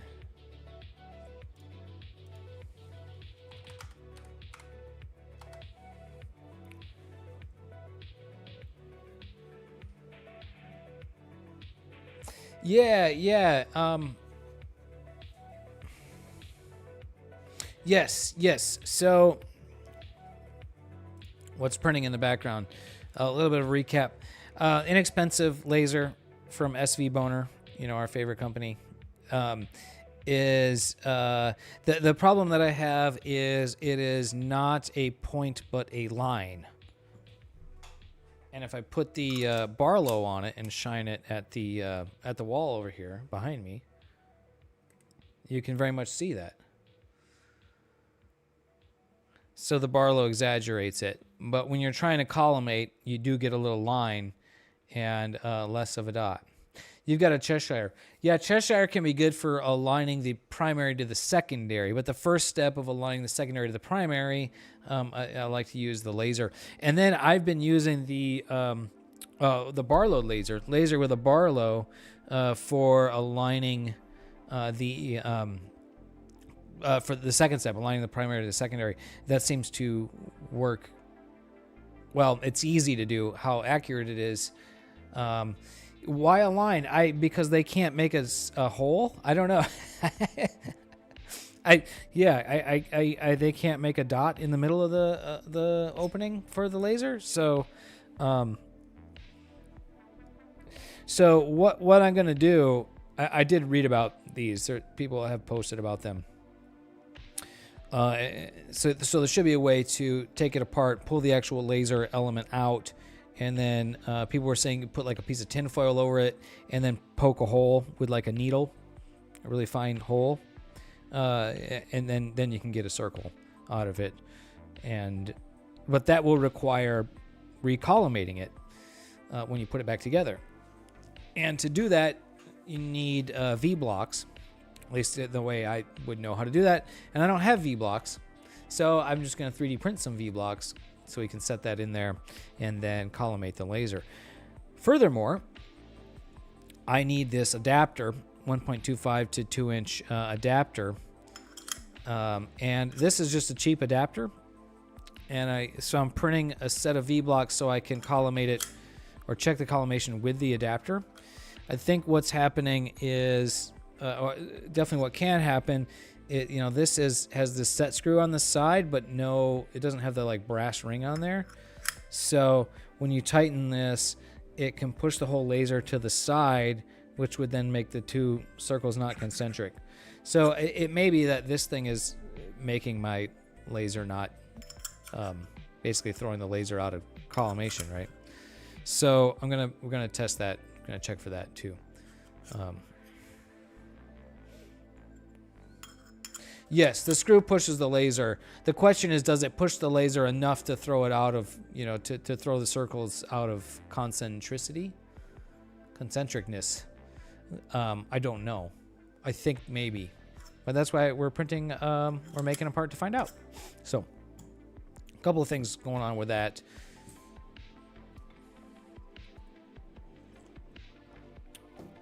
And so we'll find out. I don't have the tin foil. Maybe I can. Yeah, I probably want foil. I was gonna say maybe I can use tape or something to make a new hole for the laser. I don't think I have something I can use for that. Maybe I could try something, but I might have to do that. I mean, I'm probably gonna want to work on that off the stream anyways. I don't really have a way to. Yeah, maybe I can show it. I don't know. We'll figure. We're playing with photos right now. So, anyways, that's what we got going on. There's the Orion Nebula that I shot, and I need to do a new integration of my 2-second exposures for the core.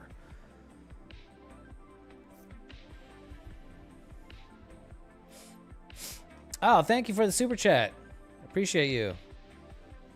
Thank you. And I appreciate your streams as well when I'm able to catch them. All right. No, not flats. We want light frames. And I have 2 seconds. Only 10, which is should be plenty. And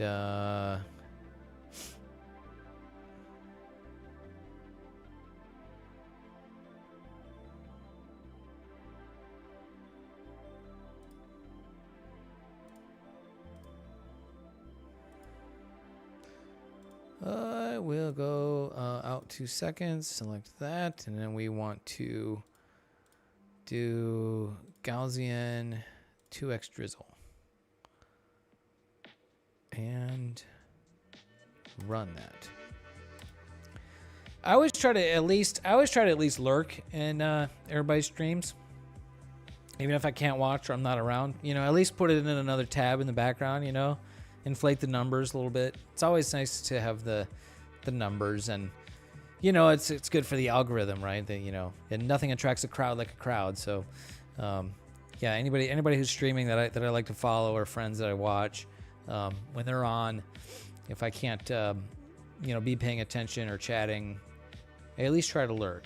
So there may be many times where I'm at your stream and just lurking. So hopefully you'll have some clear skies. We've got like a lot of rain and clouds in SoCal for the next week. What's the Texas forecast looking like? Yeah, you know how it is. So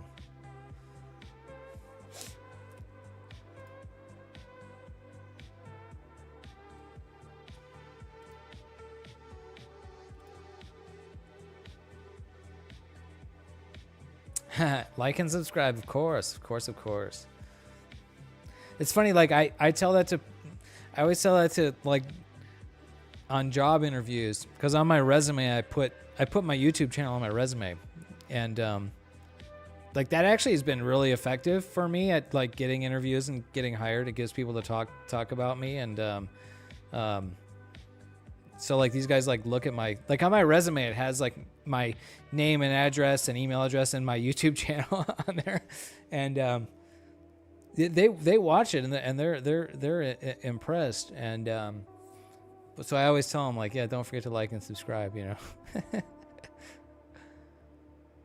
Oh my gosh, 750 euros.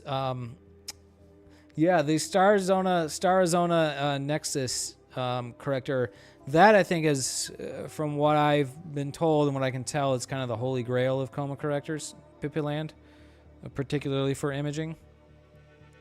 I think I definitely want that one for a couple of reasons. One, I mean, it's supposed to just be excellent optics, and two, the fact that it's a 0.75 reducer, well, that gives you a couple of bonuses. One, it'll further increase the pixel scale, I think, on my, from like 1.3 arc seconds per pixel to like 1.8, and so that should help with guiding and getting around stars, which is it really a challenge. And also, because it's a 0.75 reducer, it basically turns f4 scope into f3, so you get that much more light. That much more light in a single night, or you know, for a single imaging session. So, yeah, I definitely want to get that one. It's been out of stock. It's also really expensive.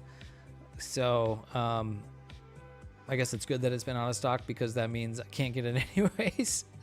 But eventually, I think someone told me they're refreshing and doing like a new version of it or something, and that's why they're out of stock. So, lousy weather too, huh? Oh, that sucks. Early evening fog. Ah. Oh, it's Benji's fault. He's got the new scope coming in today. Ah, it's Benji's fault for the bad weather. Exactly. Yeah, it's 450 in the U.S. Pippyland. Why is it that much more in Europe? That's crazy. I mean, the exchange rate is not that different. Okay. So here's my 2-second exposures. Oh my gosh, that looks weird.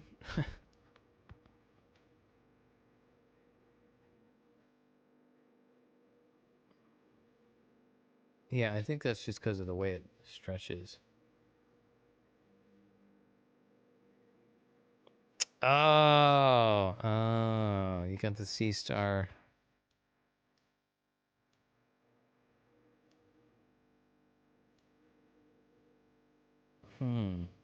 Yeah, there's some really interesting kind of pixelation stuff going on in there. Yeah, that may be what's causing my issue. Um, yeah, it's a cool pattern. I kind of dig it. Yeah, Manuel wants one too.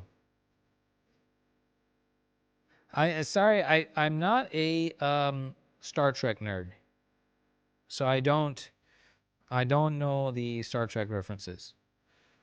So I apologize for that. I probably should be. I definitely like the concepts in Star Trek. Um, yeah, I think maybe what's going on is I don't have enough data to drizzle this exposure, this because it's only 10 images. So I'm gonna go with that, and then we're just gonna move on, and maybe I'll shoot some more next time that I get a chance. Luckily, they're only 2-second exposures, so it doesn't take very long to do. And yeah, so let's just move on, and we'll just process this one, which I've already done, but I want to do it again and see if we can maybe. There were some things I didn't really like about it, and so we're gonna try to make it a little bit better. So we'll start with yes, have an astrometric solution. So we'll do the spectrophotometric flux calibration, and we'll try the multi-scale gradient correction for removing the gradient, which I think is going to have a hard time with this image. This is the new gradient tool here in Pixin's site, and as I remember, this pulls like a lot of brightness out of the core, which might not be too bad. I mean, it might not be a bad thing. Oh yeah, way overcorrects the core. Yeah, it gets really weird in here.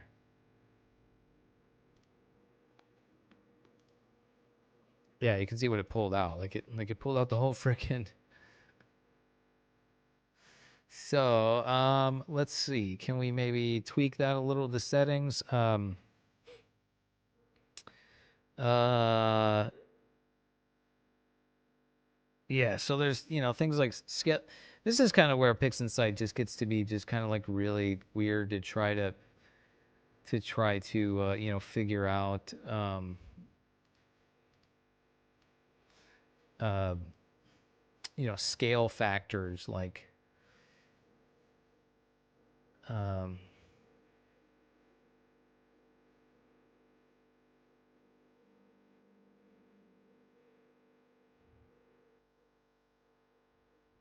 yeah, I mean, we could kind of just mess with this and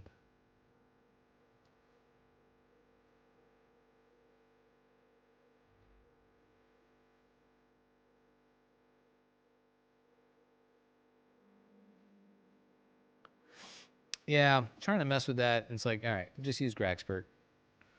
Or maybe Steady Astro's tool. Steady Astro's automatic DBE tends to work pretty well, so we'll give that a try.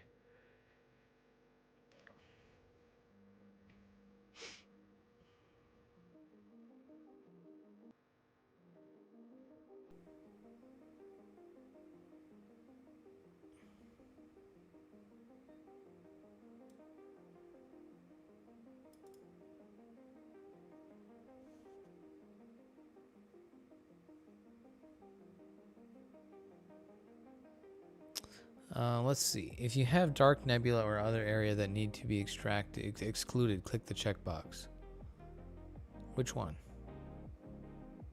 Oh, user-defined exclusion area. Oh, yeah. Okay. Yeah, so I watched him do this. So you can actually like,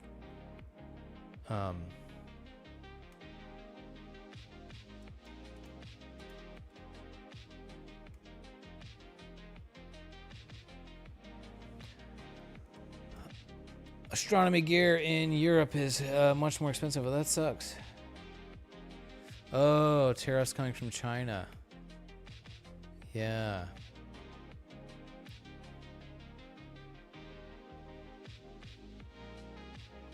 Have you tried with gradient correction and simplified model checked? Oh, we can try that tool. Yeah.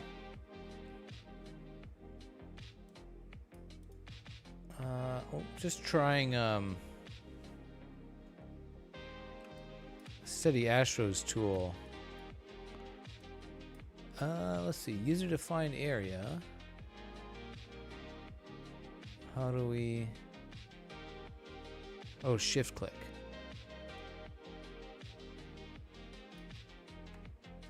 Oh, that's kind of weird. All right, I'm not gonna do that. We can try the gradient correction tool. That's this guy right here. Yeah, simplified model and yeah, automatic convergence. And I tend to turn the scale and the smoothness way up on these.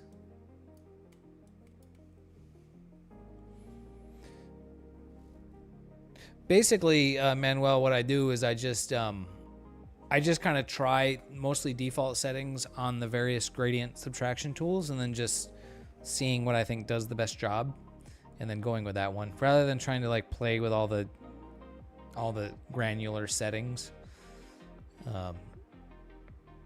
And usually Graxpert works the best. And that's easy, just apply it, you know. So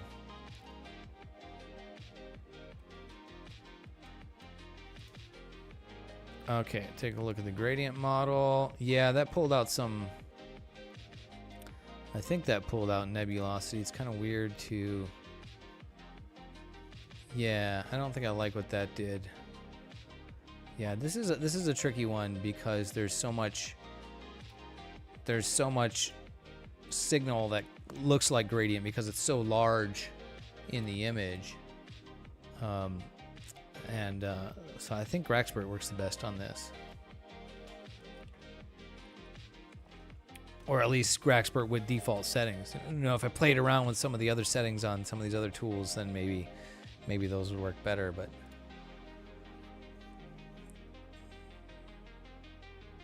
yeah, like look at what Graxpert pulled out. Like that's just like so much more simpler. And looks like it did did the right thing as far as I can tell by looking here, so looks pretty good. Okay, let's go with, at this point we want to do spectrophotometric color calibration. And we need a sample in the background.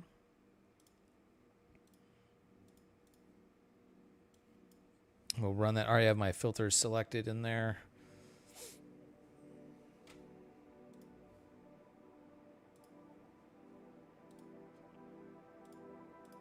Now we can do a linked auto stretch and kill the preview.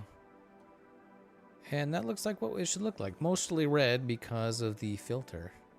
Kind of interesting how the blue in the Running Man nebula tends to show up here. Okay, now we blur exterminate. And I'm going to increase the sharpen non-stellar quite a bit in this step.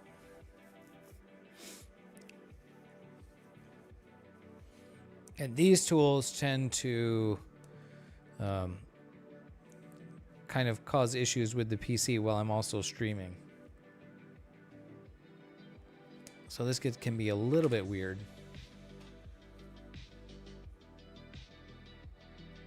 All right, groovy.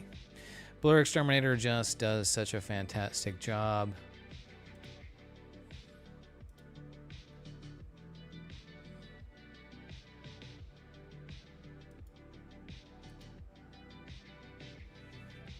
The detail down in here looks really terrific after you run that.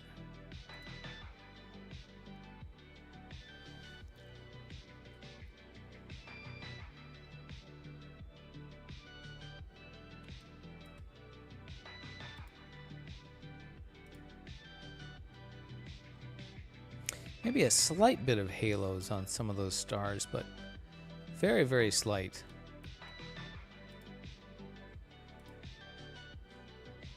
And a teeny bit of artifacting, like kind of on the top of here.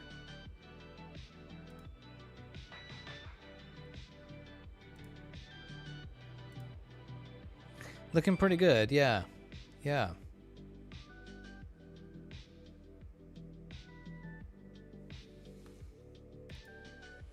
Okay, now I like to remove the stars at this step. Some people do not.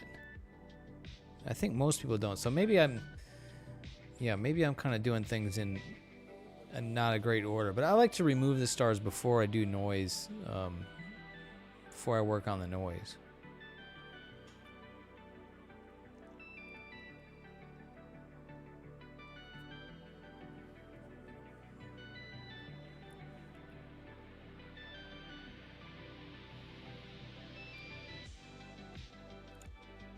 I feel like having the stars in there when I do noise reduction can tend to add like artifacts because it's denoising around the stars, and you get like halos and other artifacts and things. So, and the diffraction spikes. Like you don't want to denoise the diffraction spikes. So,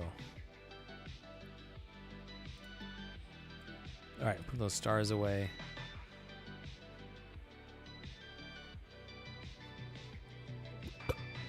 All right, now for denoising, I'm gonna make a preview. I think probably this area, because I can kind of see this faint structure in here, and so I want to, preserve these faint sort of waves of gas and dust. And I do have the new version of Noise Exterminator, their AI version 3, and I'll start with denoise 0.85 in iterations 2, and we'll see how that does.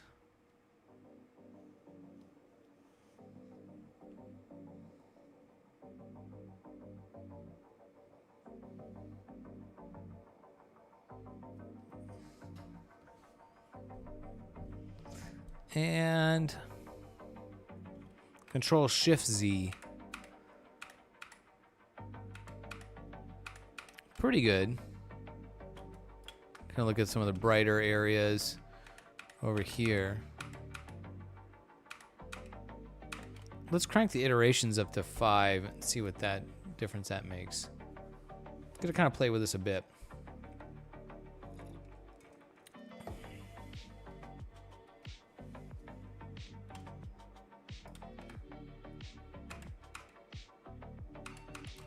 Yeah, I think, and it's gonna be kind of hard to see at this level, but I think 5 iterations leaves some kind of weird artifacting. I'll go back to 2. See what that looks like.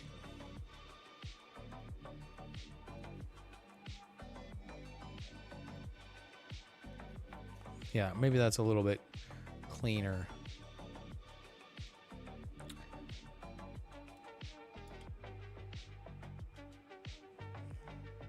I don't know if I can really see much chrominance noise, color noise in there.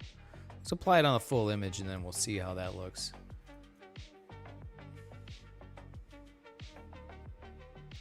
No, I guess, oh, I pushed the wrong button. That one.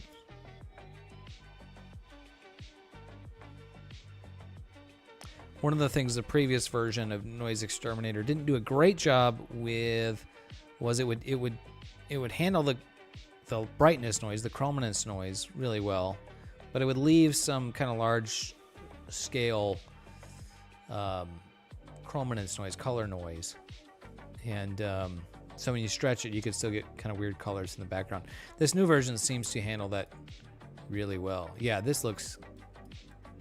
I think this looks really good. There's still a little bit of noise there, but I mean, it's like, yeah, it looks very smooth actually. Quite nice looking. All right. Whoops. Redo the auto stretch on there and kill the preview. So let's see. Now there's some other stuff. Probably gonna do this after it's stretched. But there's some kind of weird looking artifacts around the stars, particularly this bright star. Look at these weird like diffraction rings around the bright star. That's an interesting thing going on. I'm not sure what's going on with that. And this is asymmetric over here too, which is probably the collimation being not quite perfect. So it's kind of flaring out on the side. And the previous time I processed this image, this was looking kind of ugly over there. So I'm going to try to maybe play with that a little bit. And so I could just stretch this like this. But also what I can do, I want to play with this really cool script from SETI Astro. This SETI Astro script is so good. They look like artifacts in the filter? Oh, yeah, maybe. The Perfect Palette Picker from SETI Astro. This is such a cool script. I don't know if you guys have seen this or not. This was something new he just released pretty recently. So you load the Perfect Palette Picker, and then you select your if you have narrowband images, your HA03S2. But since I'm using dual, I grab that. And checkbox the linear input data because it's still linear, and you hit create palettes, and it's gonna like automatically in the background generate all these various color palettes. This is like the quickest way. Like, look at this, just pop up, and to get the various color palettes, like which one do we want to do? I've kind of been really liking this 4X palette. This is really interesting. It's kind of a combination of like SHO and more natural. So maybe we'll try that one. So all you have to do is just click on it, and it just generates it in the background. So maybe we'll try this. Although this did seem to kind of crush.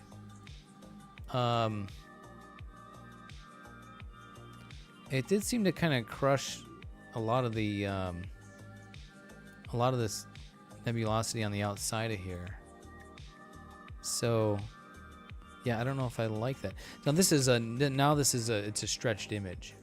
So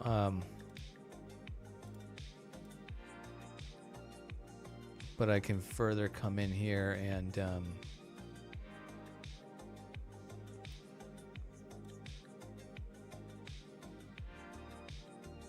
Okay, it just didn't really stretch it very well. We can... There we go. Look at what we can get out of this here. Ooh, this is looking pretty good. This is looking really smooth. Kind of liking what I'm seeing here.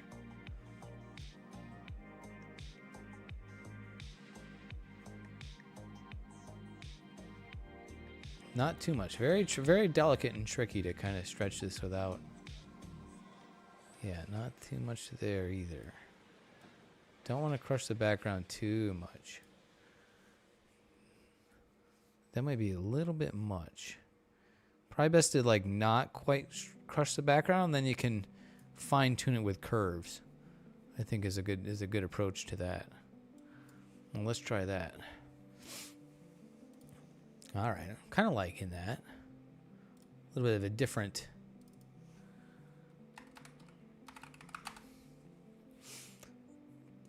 take on the Orion Nebula, and we see so many Orion Nebula all the time. Yeah, it's different. It's cool, Benji. I processed my M1 shot. I think it looked really great in M1. The Crab Nebula. Yeah, check out Crab Nebula in this color palette. I think it really kind of gives good contrast for different structures in there. And especially since this is like a supernova explosion, there's like all kinds of different stuff going on in different wavelengths of light in there. So, yeah, this one having, sort of this false coloration, I think looks really cool. And we'll see how it looks in the Orion Nebula. I think maybe once I kind of process this more, then it will be, then it will really kind of stand out. And we want to recover that core, which we can play with. So to do that, we have a tool. Our friend Mazif shared a script. This is the 4-ax palette. The 4-ax palette. Color corrected HDRMT. So I pretty much just run this at default settings, and we'll see what this does for me.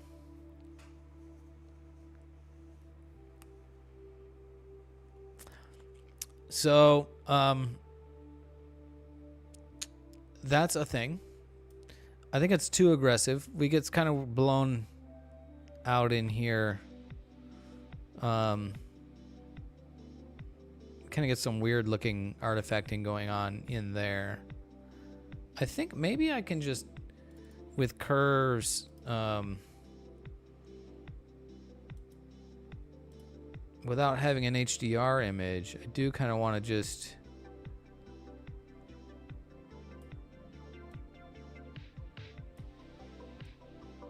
kind of make that look more bloomy, you know, because it is overexposed. Which is, you know, how it's gonna be. But I want to make it look, yeah, kind of like a smoother roll off. Yeah. Maybe before I do that, let's do this. Let's undo that script, and let's redo it with some different settings. So color corrected HDRMT. So I think if I decrease the number of layers, I think that will make it less obvious. Check and see if you're actually on live. Oh, that was really horrible. Check and see if you're actually live, random. Sometimes when I watch YouTube streams, it'll like not be live. Yeah, actually, I look at my own version of it. Yeah, look at the player down below and see if there's a little red button next to live to see if we're actually on live, and or refresh the page. Yeah. Hey, what's up, Matthew? It is the fella. That's me. Yeah. Look, here's the SolidWorks right there. There it is. So I'm processing data from the telescope right now. With a range mask and blur it like 50%. Oh, that's a good idea, Manuel. I'm gonna continue playing with this script a little bit. I think just this thing works pretty good. You just kind of got to get the. I think you want to increase the layers. Gotcha.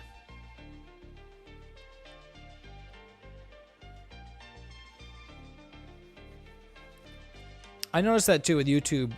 YouTube streams tend to lag behind a lot more. Okay, that was too much. All right, undo. Okay. Maybe just 9 layers. Testing 1, 2, 3. Did refresh help? I was slightly behind on seeing that. There we go. That's pretty good. I think I'm okay with that.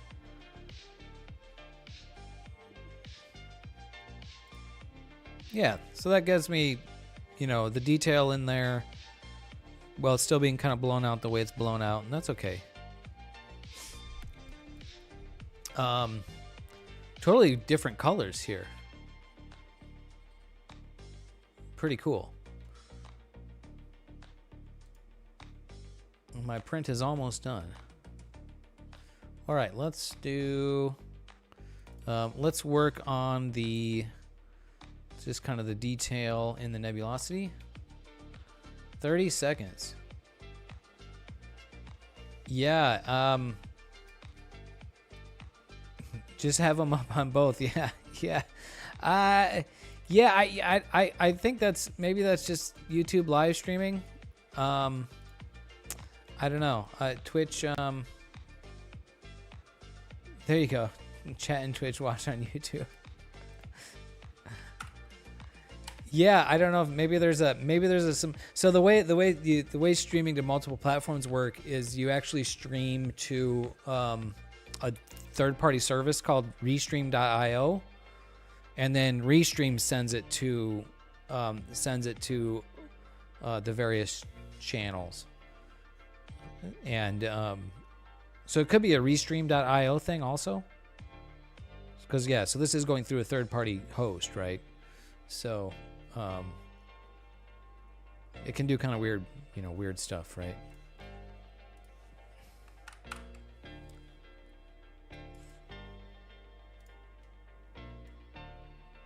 So we'll do a little bit of local histogram equalization to, make this kind of all punch out a little bit. I always do. This is like my one thing that I do. And then there's a couple of other steps, and then we'll work on color, and then we'll work on seeing if what we can do about some of these blemishes. Yeah, let's see. Another mask of just the bright areas. Like that.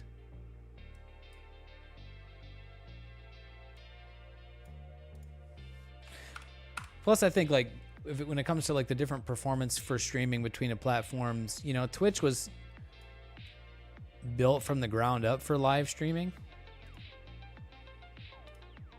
So perhaps, Twitch just does a better job of live streaming because that's what they intended it for. And then, YouTube, maybe it's kind of a tacked on feature. So. All right, there's on Twitch. Yeah, see how that goes.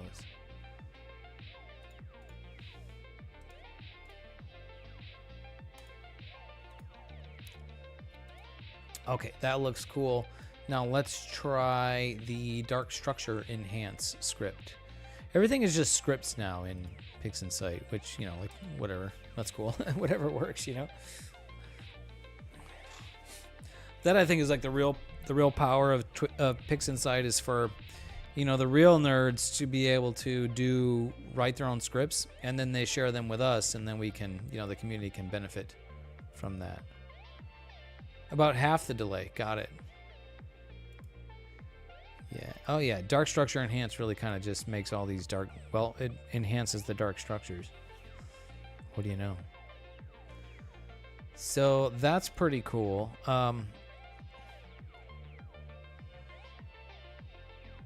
All right, what can we do about,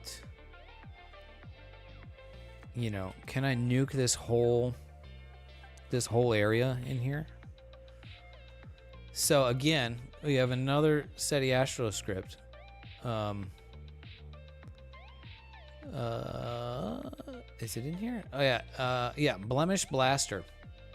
So I don't know if you guys remember me, like, seeing me go through and painstakingly clone stamp out blemishes using the clone stamp tool. Well, this guy SETI Astro made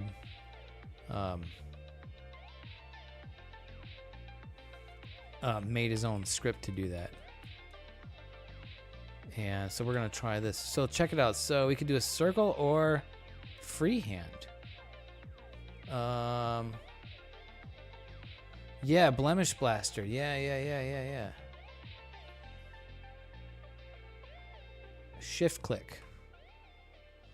So let's just see if what this does. Oh, what? Ah, crap.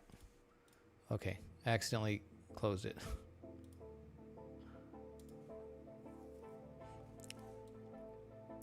Yeah, SETI Astro has the full SETI Astro suite for like full processing, and that looks to be like a great tool for free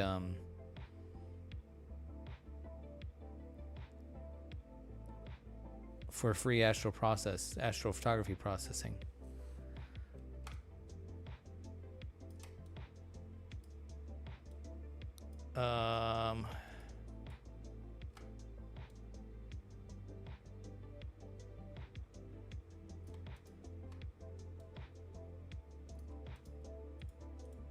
Okay, so right click to make them go away.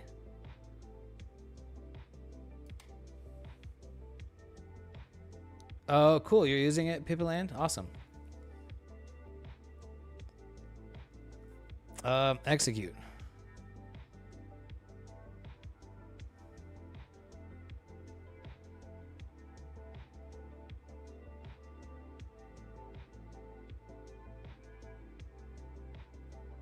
I think it's running. I can hear my CPU fans going.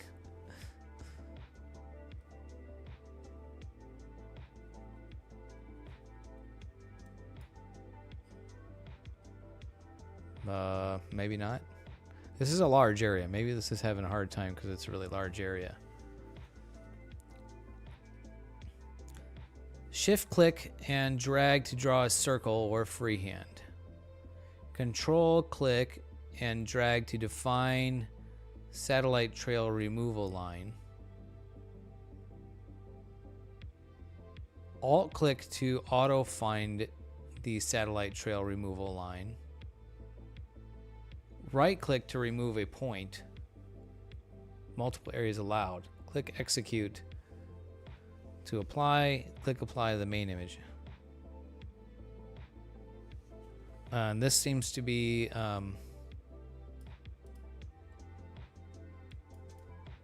frozen. Now, is that going to freeze all of PixInsight?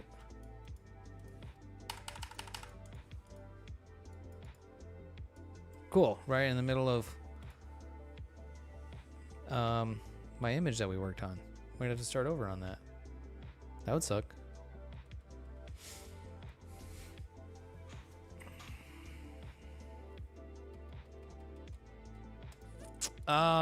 Great.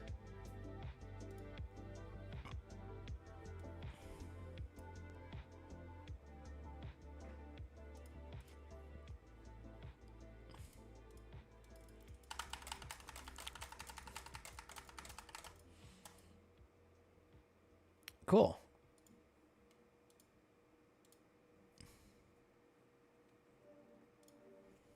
Well, I guess we're starting over.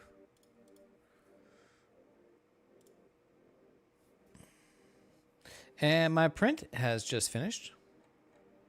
We'll let that cool off a bit before I pull it out of there. But I do need to go check on the, do need to go clean the nozzle. So give me 1 second on that. Be right back.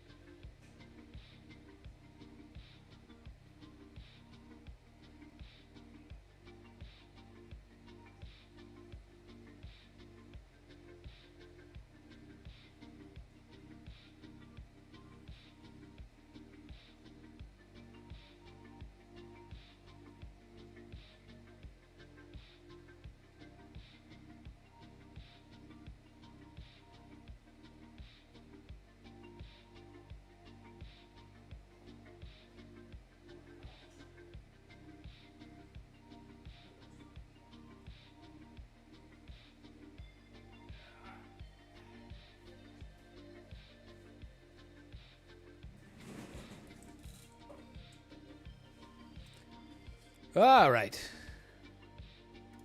Whoops. That's one. Aha! Check on your paint. Dry paint, and we got finished 3D printed parts. And we're starting over on this process. Fortunately, it's somewhat formulaic to this point, and I know where we had to go. Know the steps that we took to get there.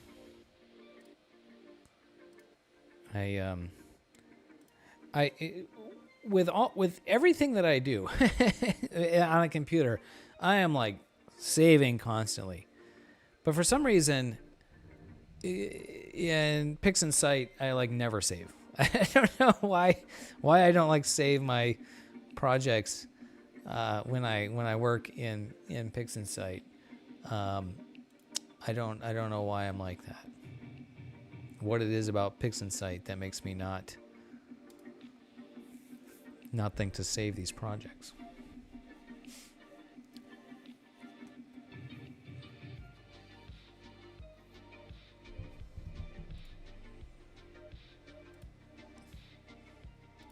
Fortunately, this is really easy to get back to where I was.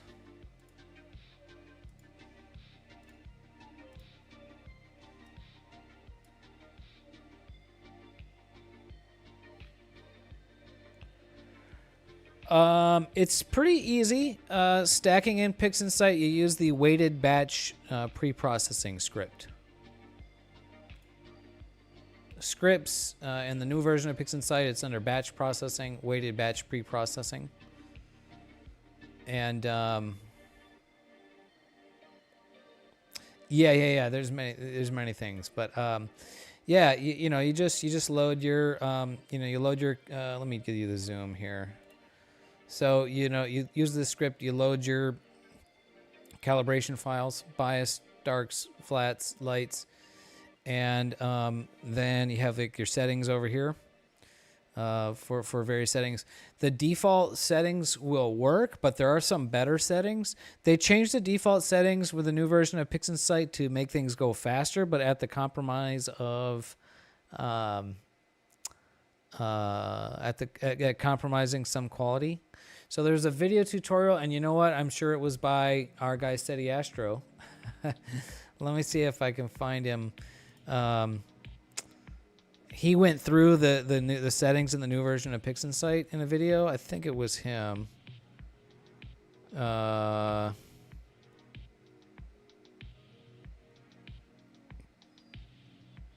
Yeah. Yeah. Yeah, so he goes through settings in here to optimize to make things better. So it'll take a little bit longer, but it'll be better. And you know what? Like, I mean, stacking, I was about to say it doesn't take that long, but it could take a long time, I suppose, if you have a lot of large files. So, and you don't have the fastest computer. But anyways, I'll post this in the resources Discord. I learned how to spell the word optimizing. How is it not? I can't spell for shit. Optimizing, not optimizing.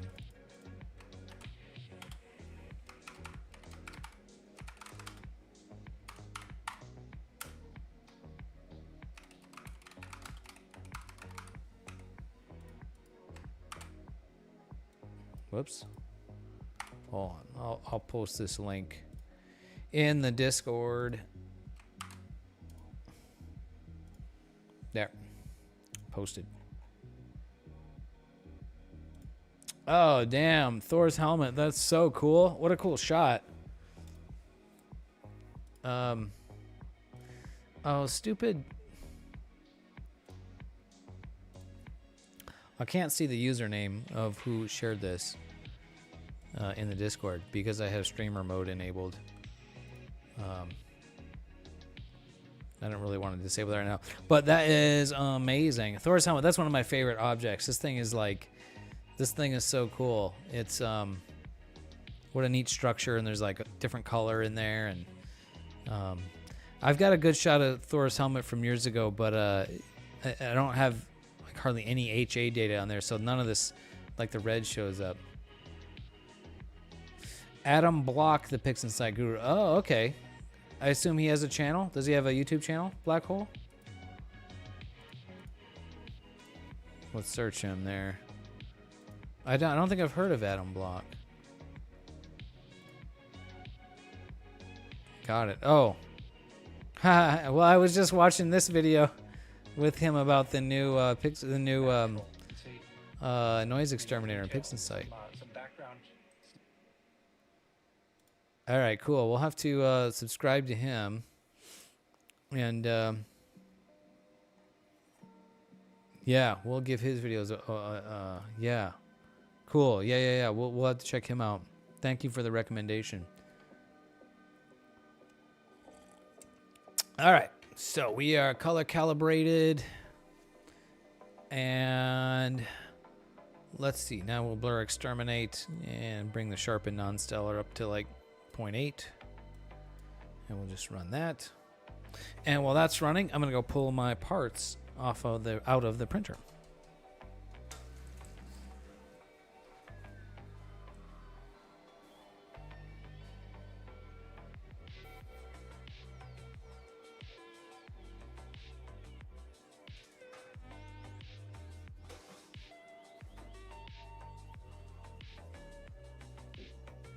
Whew. Hot patata. Still a little warm when I pulled that out of there.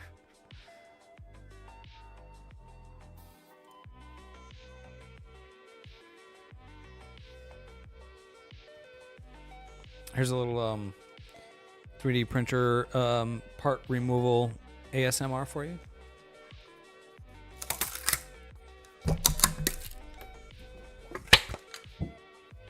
Hope you enjoyed that. All right, got my V blocks here. Toss this back in the printer.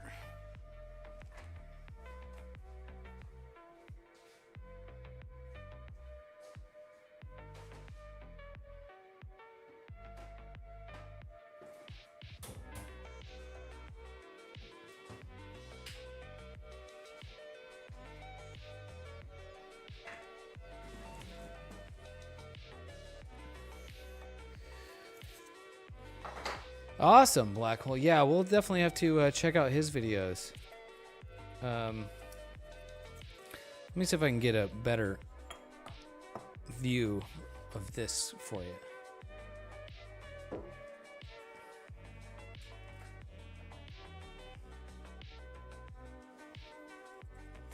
So I got these V blocks, and I need to pull off the brim here. And this stuff should come off pretty easily.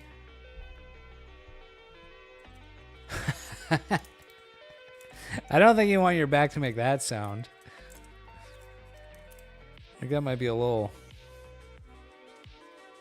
harsh. Yeah, so that should function as a V-block. I mean, it would definitely be best if I could like clamp those down somehow.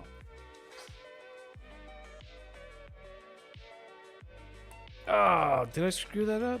Oh, no. Okay.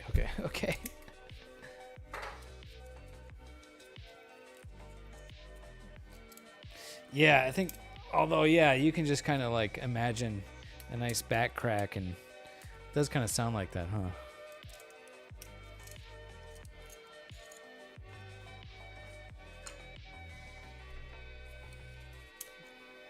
I don't know if this is as satisfying.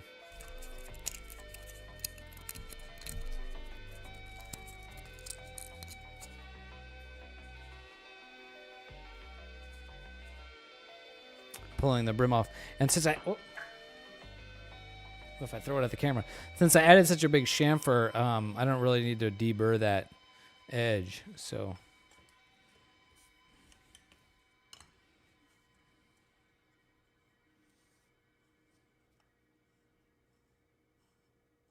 That might work good enough there. I wonder if I can get this to show on the...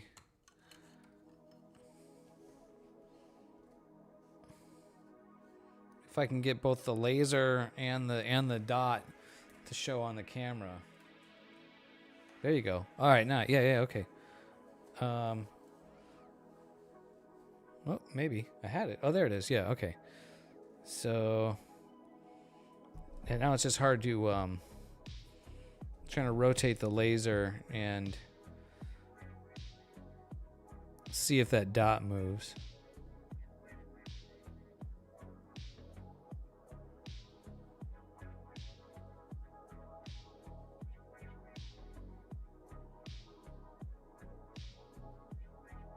Yeah, I think it's definitely out a bit. I think the collimation is definitely out a bit. You use mouse ears instead of brims. Yeah, sometimes I'll do like a mouse ear if I need like extra on there. So, yeah, this is definitely not ideal because it's a little bit... This platform, I got like this mouse pad here, so it's a little squishy.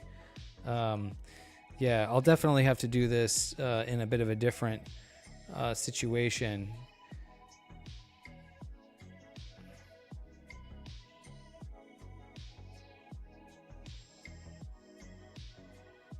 But, you know, the concept is there. So then the other thing was trying with this, right? With this 2-inch adapter.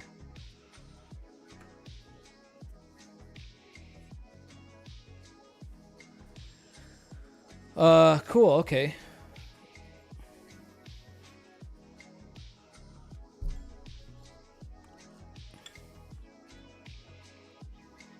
Yeah, I can probably clamp these parts in my vise.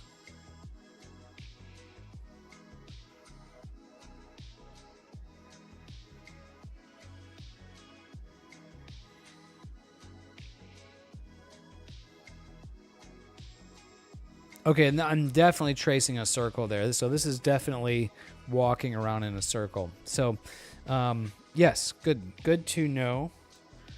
I wonder if you can see that with the Barlow. I mean, the Barlow ends up being such a large space. I'm just trying to make something you can see on the stream. But there you can see what a large line.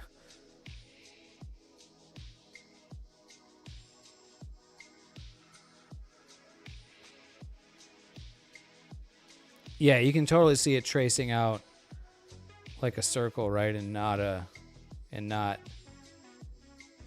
the center of rotation isn't the center of the line.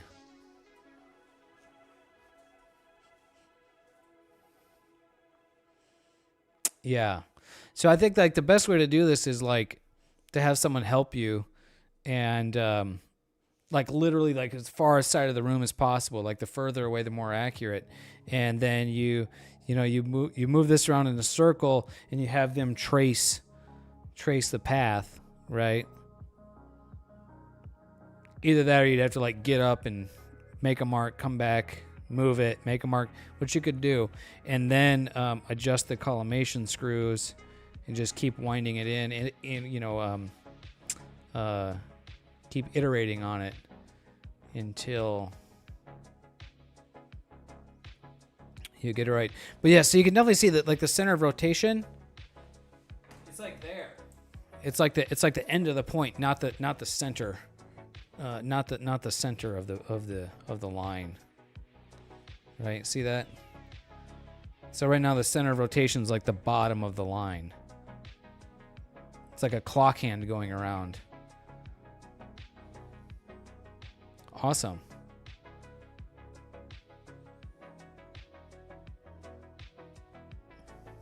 Yeah. So, yeah, okay. Definitely need to do some work. Oh, no, let's try it without the... try it with the Barlow, but without the 2-inch adapter.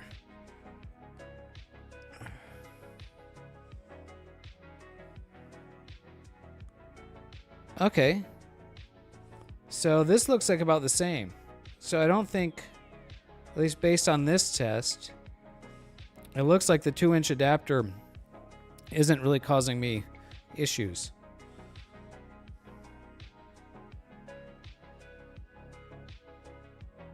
Go for it, Pippyland. Yeah, so the laser's a bit out of collimation. Not a surprise. And but I'm going to take it apart and mess with it, which is going to further throw it out of collimation. So now I have the tools to be able to recollimate it. That'll probably be a weekend project. Yeah, Pippyland, the only thing... make a Vader lightsaber. That'd be cool.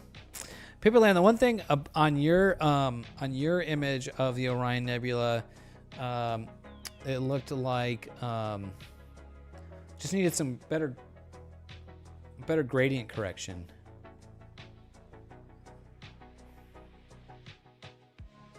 Oh, I was looking at your Rosette Nebula. Sorry. I had to go back pretty far to find your Orion Nebula shot.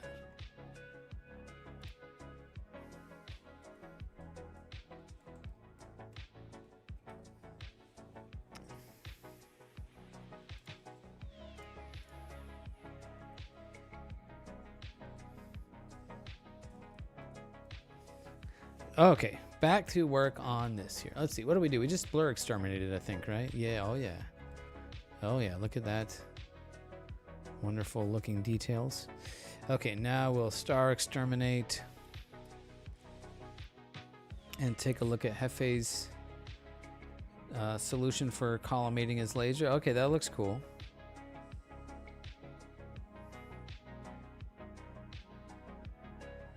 Yeah, the reason we use V blocks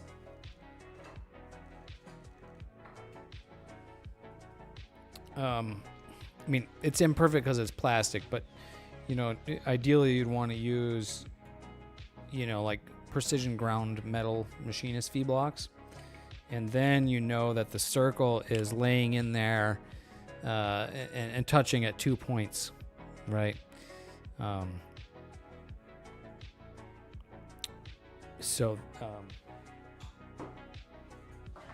that make V blocks more accurate for doing that. That probably didn't really make sense. Where did we end up? I think we ended up just doing... I think I just did 0.85 on the denoise and then 2 iterations. So I will run that for noise exterminator. And then maybe I'll remember to save the project. Yeah, cool. All right. Hey, Black Hole, thanks for being here. Appreciate you. Hopefully we will see you on another one.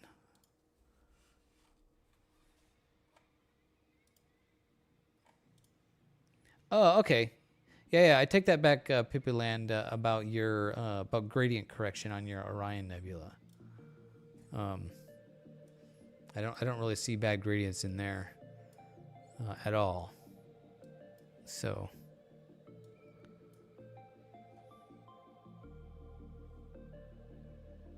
it looks pretty great.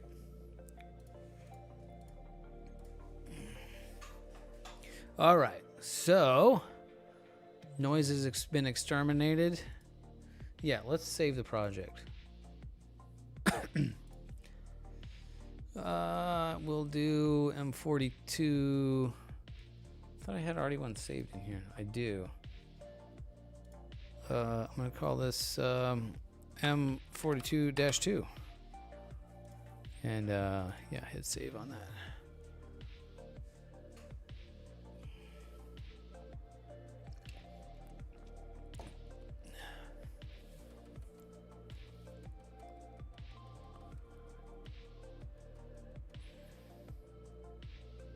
Okay, saved. And from this step, now we did the perfect palette picker from our absolute boss, SETI Astro.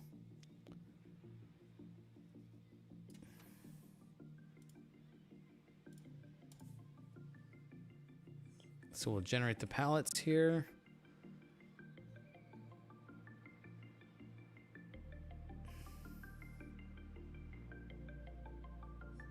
Yeah, dude. Oh, it's going to be so much better.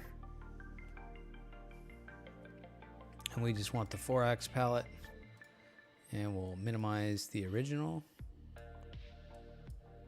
And I'm just going to call this I for image.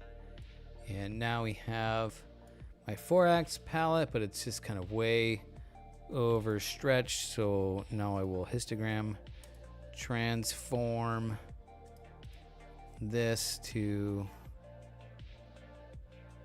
make it more better.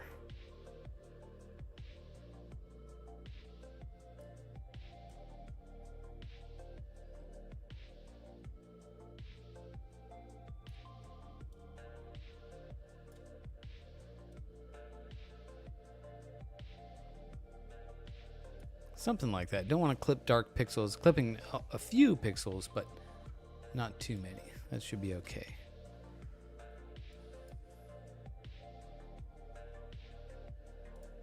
Okay, next step, we did another script, color corrected HDR MT, and with 9 layers.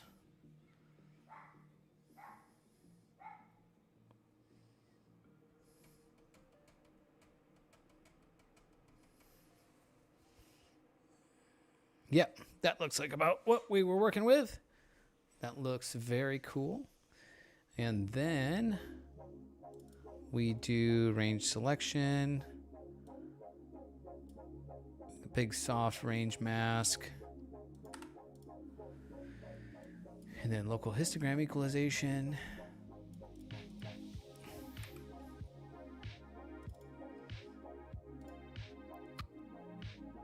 Bring this value way down. It's always too much.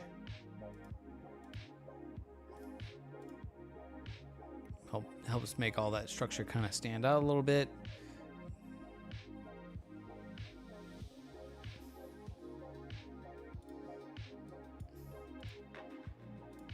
Close that, and then another range mask of just the really bright areas. Probably that.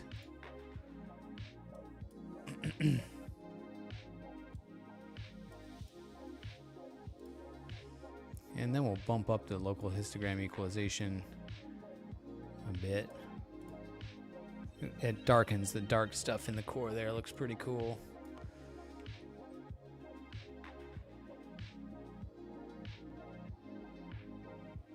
Okay, like that. Yes, done. Then the dark structure enhance script. Dark structure enhance. Just leave the settings at default.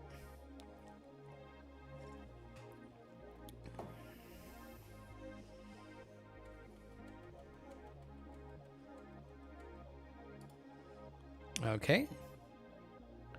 Undo and then redo to kind of see the effects that has. Looks cool. Okay, now let me save the project again, because now we're going to try that tool that made things crash and freeze.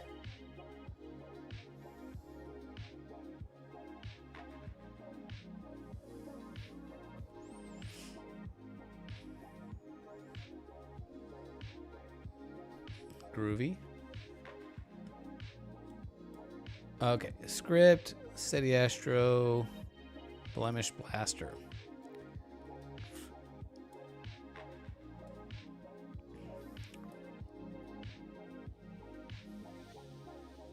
Oh, that's kind of awkward.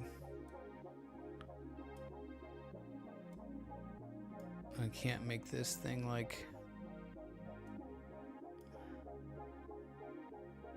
Huh, okay, well, we've got kind of an awkward bunch of... So let's try it just on like one of these little kind of star blooming areas first. Shift click to draw a circle. Hopefully it won't blast the computer. Okay, it didn't. At least on the small one.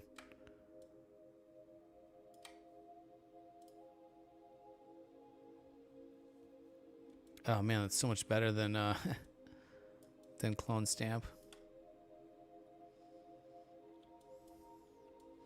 Okay, so this was the one that was. You know what? Here, what I'll do is I'll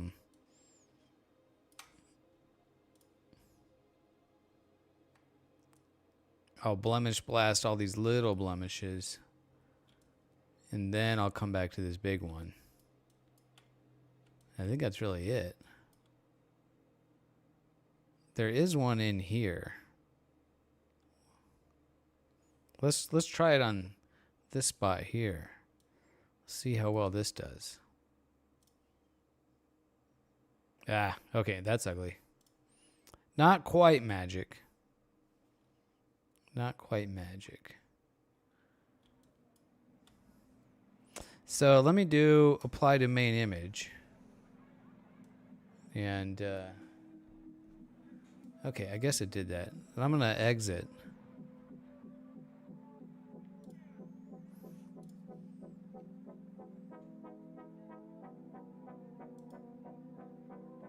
Yeah, okay, it did do it. Yep. Okay, now I'm going to save it again.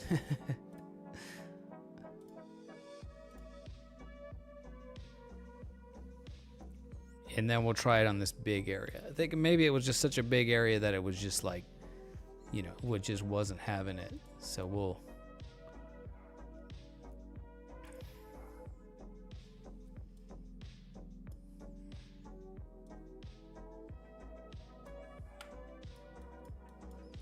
I don't even know if I really want to,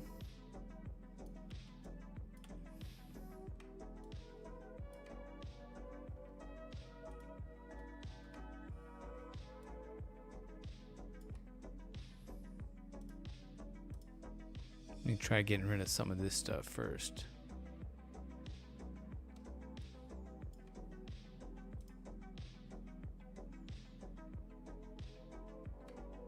Okay, that is kind of working magically.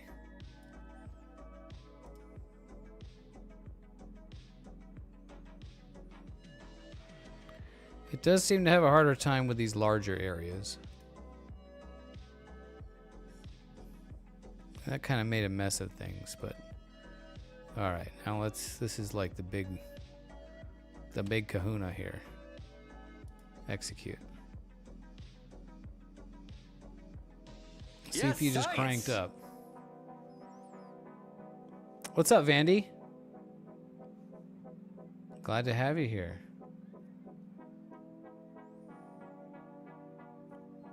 I think maybe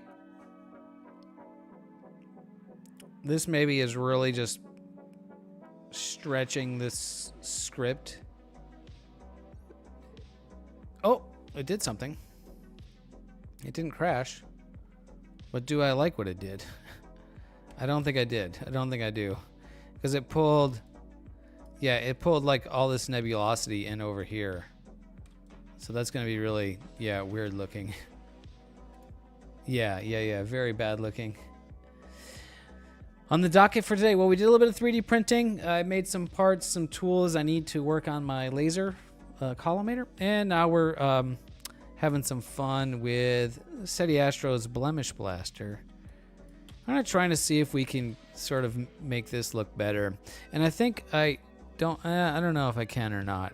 This is kind of weird. I don't think this automated tool is going to really do it. Maybe let's just try. It's really this blooming stuff that I want to get rid of.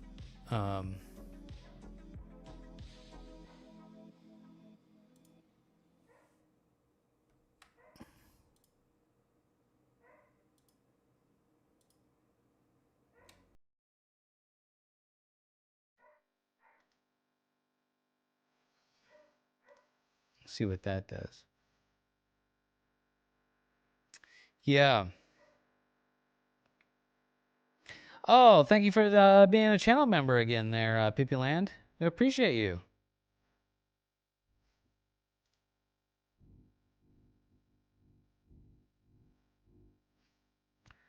Thank you for being here, and thank you for being a channel member.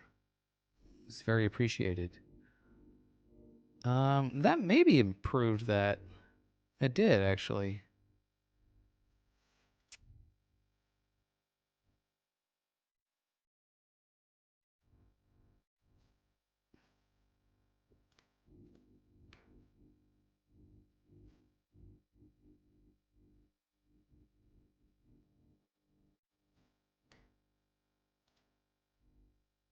Oh, that might get weird. Try that again.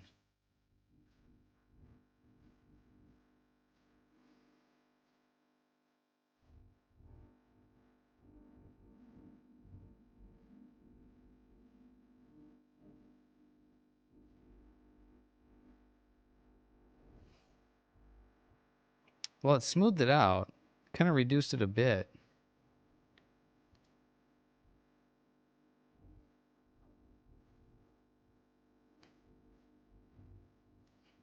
Ah. Okay, this is a little bit weird to use.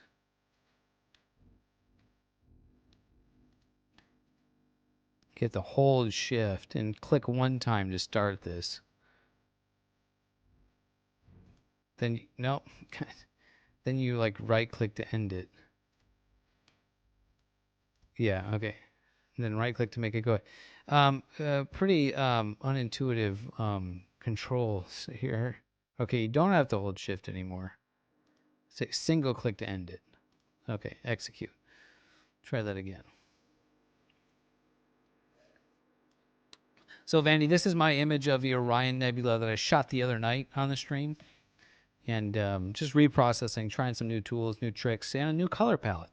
I think the color palette's pretty cool. It's a 4X color palette, which I'll show you, get the zoomed out version in a bit. And this is the blaster, Pippyland.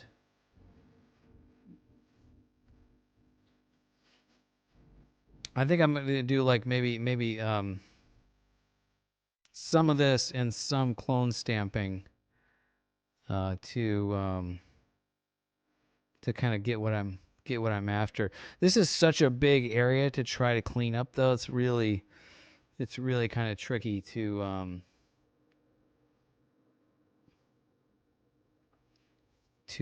get this up. This is it's diffraction and aberrations from a really bright star, Vandy. I'm gonna undo both of those and. Oh, you think it's easier with the standalone version? Oh, okay. Yeah, so it's just some rather off-putting looking diffraction, especially after the color palette processing changes that we made. And so I would very much like to kind of get rid of it. What I'm going to do is make a clone, though, too, because I'm going to make a bunch of changes here and see if we can make it look better. I think this actually is going to be better if I manually clone stamp it out, because I'm really just trying to like paint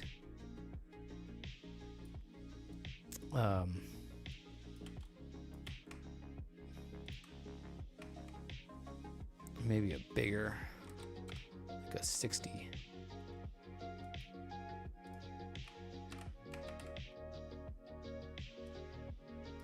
Lower the opacity and make it like really soft.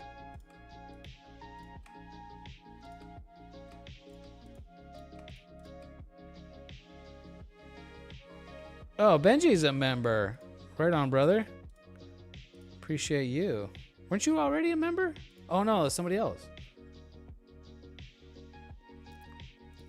Well, all right. Thank you very much. I appreciate your support.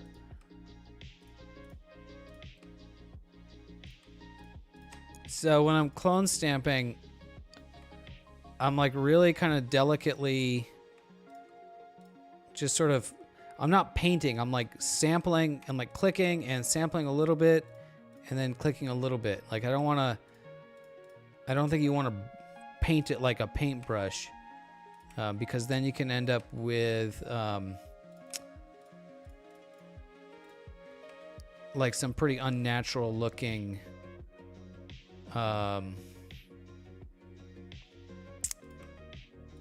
like smearing almost.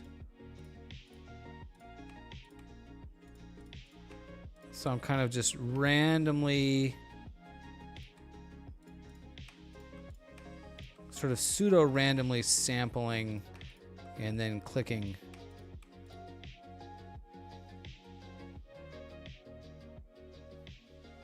So I don't really introduce much of a pattern in there, right? Like,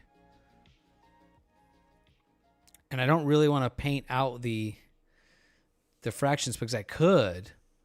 Maybe I do want to paint those out. Those would actually be really easy to paint out.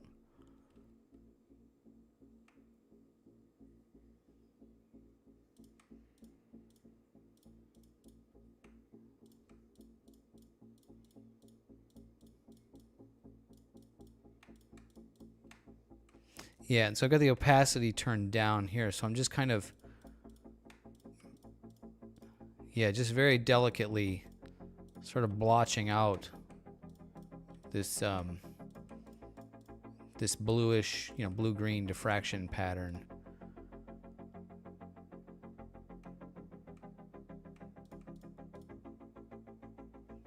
And like some of these diffraction, patterns kind of okay.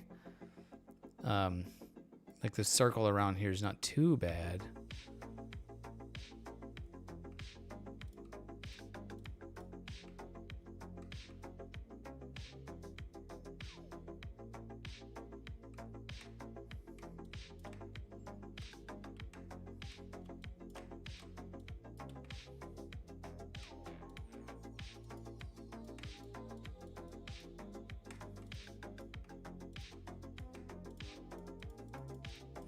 Yeah, let's just try being really aggressive with it.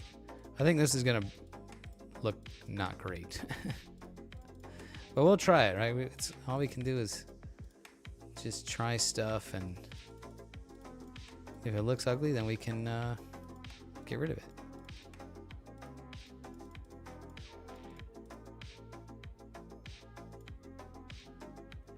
It is a bunch of stacked photos, yes.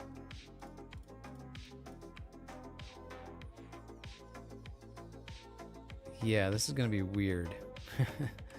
Yeah, this is gonna be weird.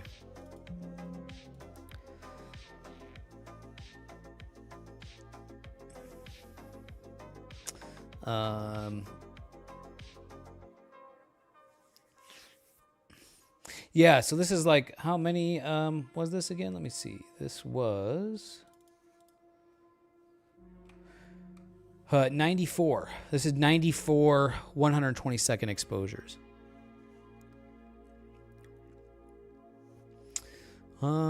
Let's see. What can we do with that?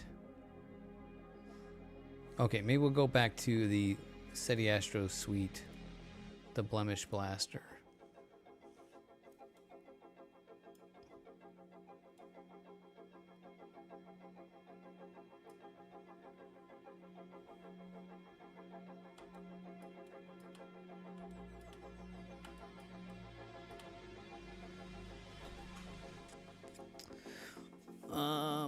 Let's see. All right, let's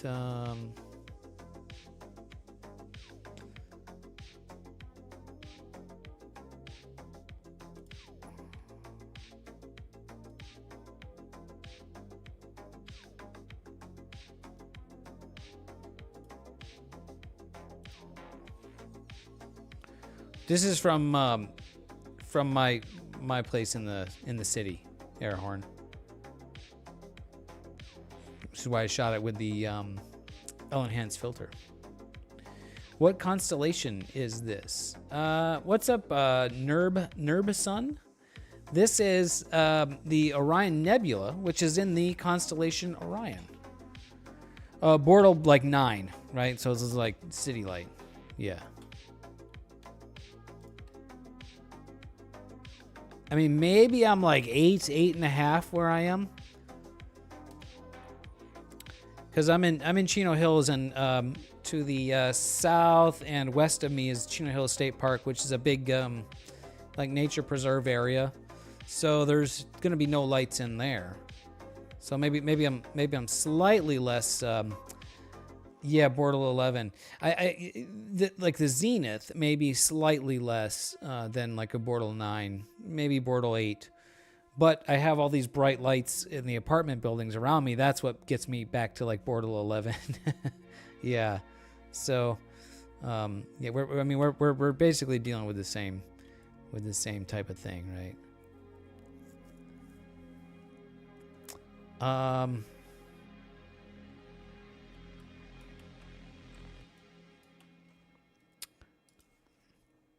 gonna go with that for now. Maybe I can do kind of like iterate on this a little bit.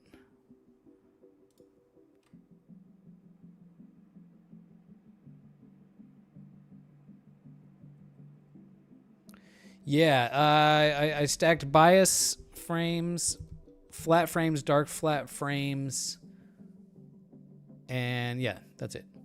Bias, dark flats, and flats.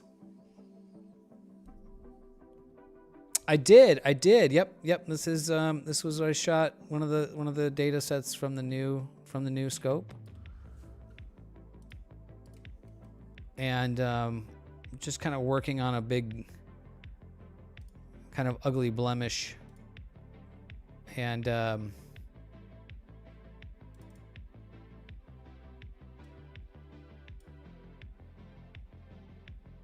yeah, maybe that's okay. Just kind of blurs out. It was really these fanning looking shapes that I wanted to get rid of. The circular blemish, the circular pattern, is a big diffraction circle. That doesn't really bother me too much.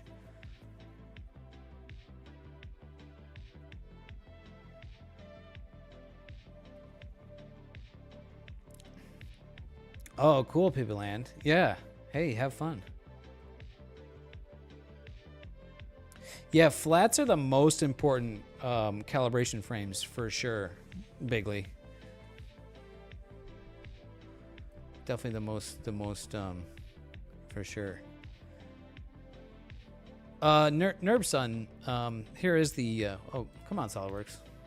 There is the CAD for the scope there. So, in case there was any doubt that's what you were, who you were looking at.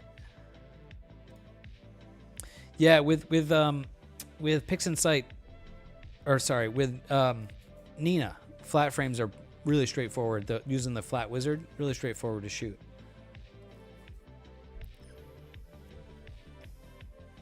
So I'm gonna do some stuff with the color on here, but what I want to do is get the stars put in, so I can see the effect.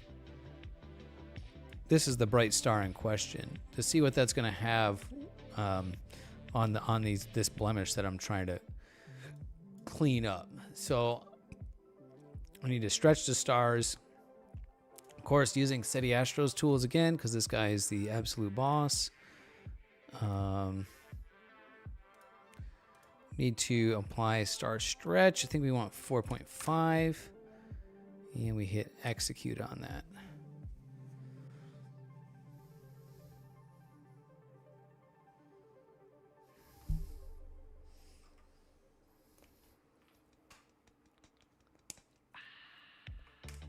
Thank you.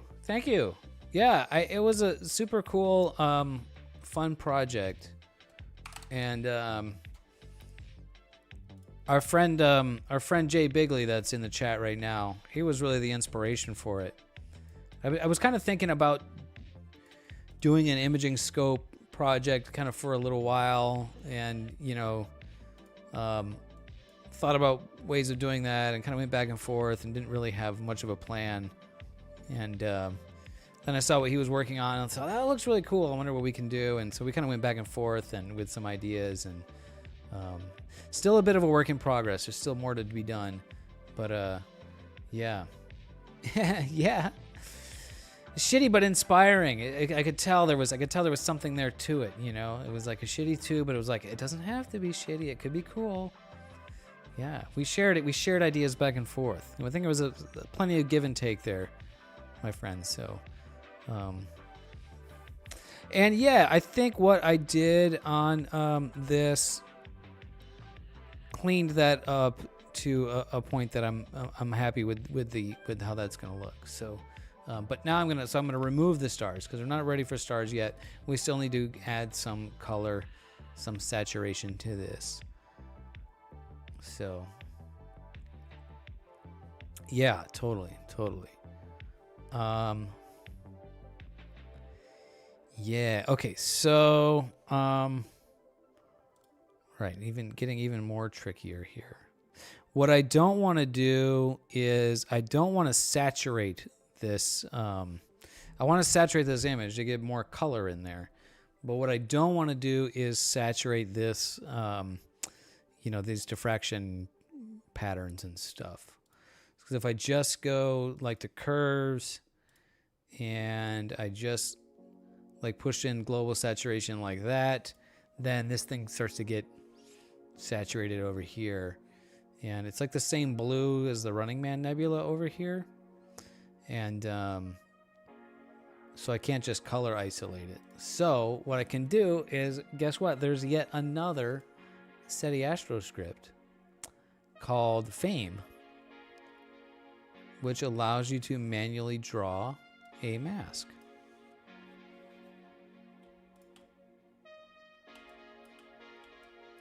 So I'm going to mask around that. Shift click to draw a shape.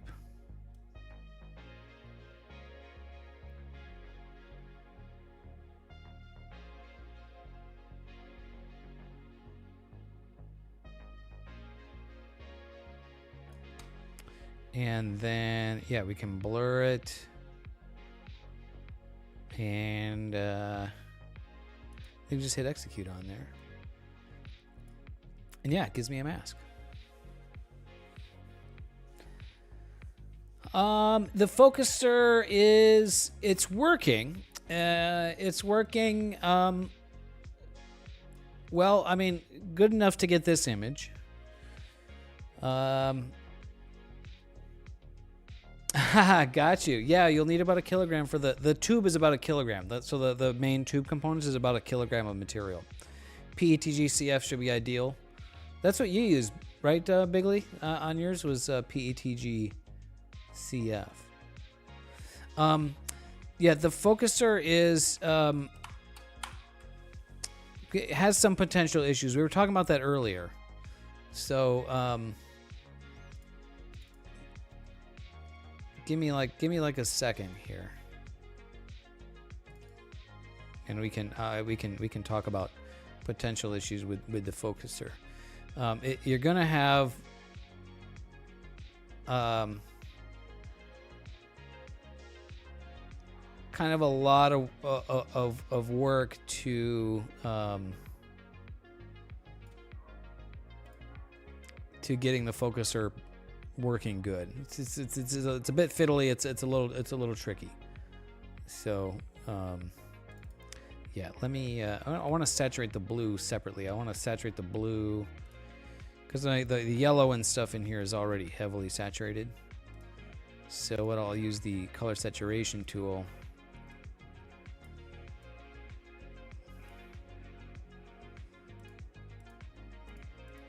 This blue's pretty faint also.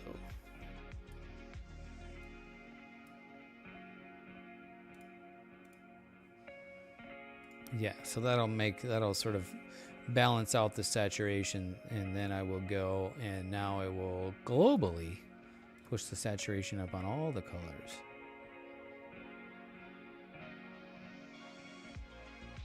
Okay, the yellow is like super saturated.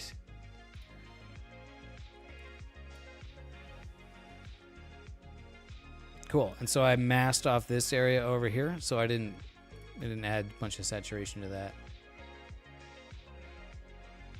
Yeah, LCD screen with a 100% white JPEG image, and then put a t-shirt over the front of the tube. Make sure it's stretched nice and taut. And then you want the histogram to be like between 40 and 50%.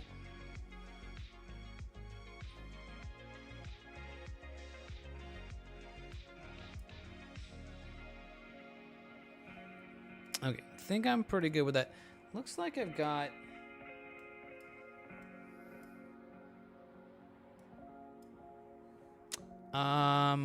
crap. Okay, I don't think I like that. Yeah, I've got some like background kind of glow in there. So I undid my... Oh, I shouldn't have closed that mask. Oh, well. Yeah, I've got some like faint background stuff in there. And when I push the saturation up there, I saturated the background there. I did not want to do that. So let me do some curves first of all to kind of darken that background just a bit.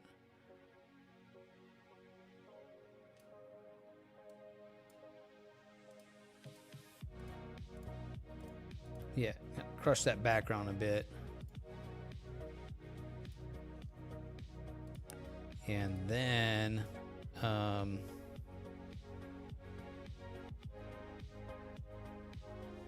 yeah, maybe that's sufficient. I think that, yeah, that'll be sufficient. Okay, so now I got to go back to Steady Astro Fame. I got to remake that mask over there.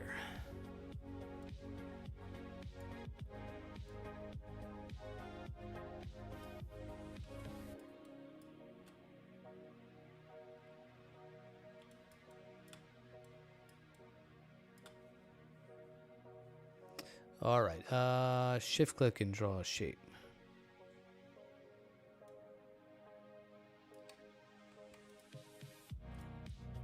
Whoops. I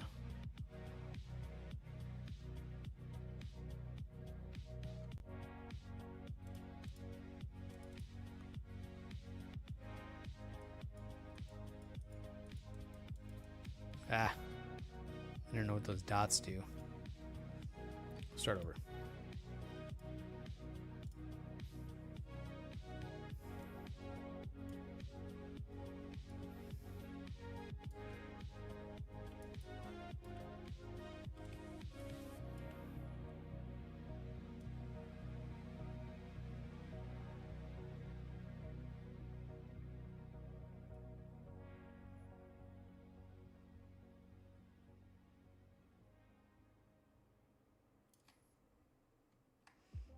And I think there's kind of some residual blue stuff over there too.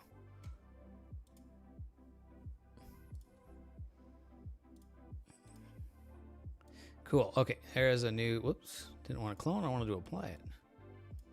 There's a new mask, and I'll invert the mask so I don't saturate those areas. Okay, now I want a saturation tool. Come back into here and do just these blue, just the blue values here. So I get this, the blue from the Running Man Nebula, just a bit more saturated. Pretty subtle difference there.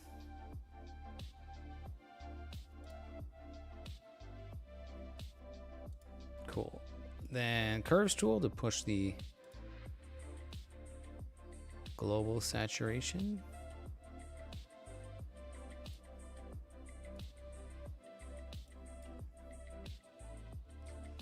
All right, that's good. And then let's see. Let's just remove the mask without killing it. Whoops. Put that up here. That's fine. And then apply the stars. And there we go.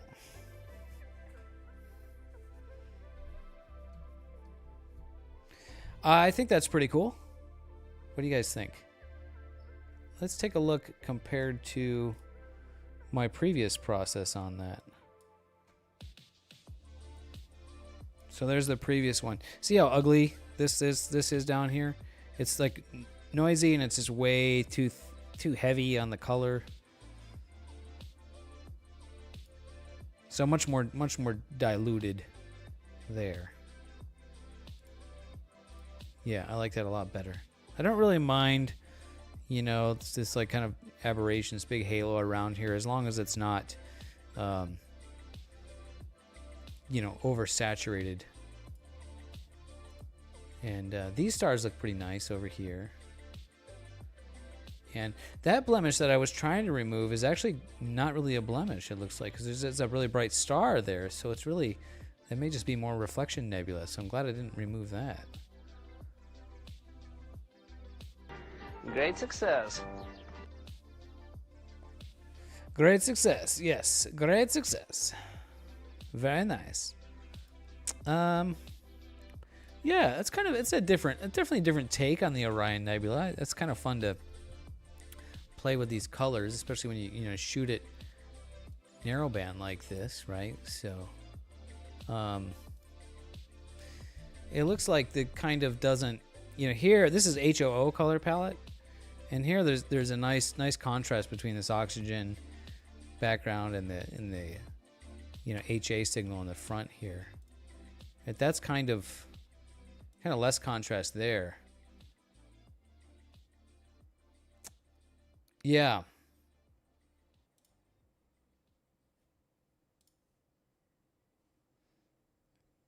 Yeah, and you can see, especially kind of looking at these two images, you can kind of see a lot of these bright stars. You can see this, like, this diffraction blooming. It's all on one side of the star. See, this one has it's brighter on that, like, left side, where here it was, like, really obvious, and these ones here. And so I believe that is collimation. I believe that's the collimation being out a little bit. A result of the collimation being out a little bit. These stars, I can kind of see it over here too, maybe. But it's not super bad.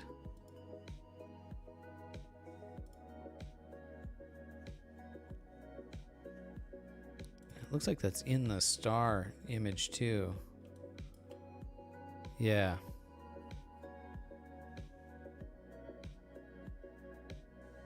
So maybe that could be pulled out of the star image. Oh, that would be pretty tricky. Or this is actually Star Exterminator pulls these sort of blooming artifacts out with it.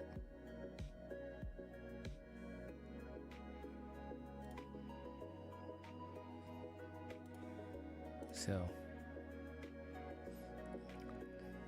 yeah, I really like these colors. HOO colors are kind of like the natural, you know, Orion colors. But this is kind of cool. It's definitely different take. I'm probably gonna play around with this 4X palette a lot.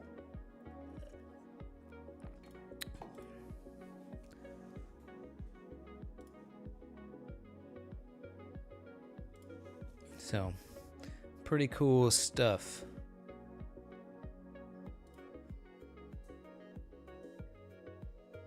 Yeah, and there's still like kind of a lot of noise in here. This could all get much better with more integration time. So hopefully we'll get to add more data to that in the coming weeks. While we still have Orion in the sky.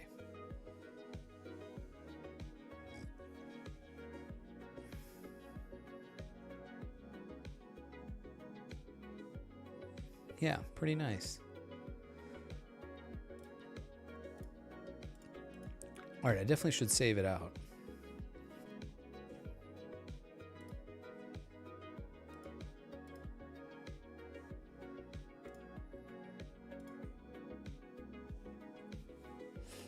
And let's see, my growing folder of of images here.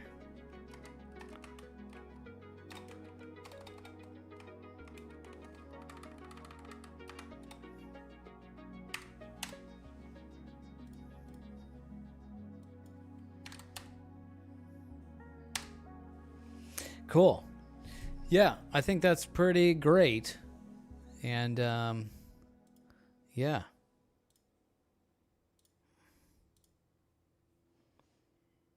Okay, I think I'm kind of out of ideas for today. Well, I mean, always got more, always have more processing we could work on. But I'm also really hungry. I didn't really eat lunch. So I think I'm gonna bounce off. Unless anybody has any requests. But I think I'm gonna bounce off. Do you stack with PixInsight? I do. And do you need grouping or just stack the lights all at once? I'm not sure what you mean by grouping. I use the weighted batch pre-processing script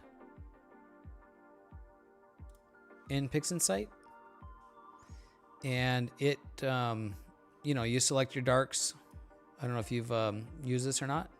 Really great, pretty easy to do. Add your calibration files, bias, darks, flats, lights, and there's a bunch of settings in here. Default settings will work. The main thing that I change is I run 2x drizzle with the Gaussian algorithm, and that's what I do. That's for stacking. Grouping feature for multiple nights. Yeah, I don't. Right. Somebody was mentioning that to me. I just add. Since all my images are one shot color, I don't have to worry about like calibrating flats per filter, right? So my flats are the same for multiple nights. So for multiple nights, I just add. The only thing that's going to be different is the light frames. So, which I guess, I mean, if you're like technically, if you want the absolute best on the flat frames, then okay, grouping keywords over here. Yeah, I haven't played with that. I know it's a thing, and I guess for the best possible flat frames, you should shoot flats like in the morning right after a session. I don't bother with that. So, oh, and we've got a cat here. Hello, cat. Say hi, cat. She wants lap time.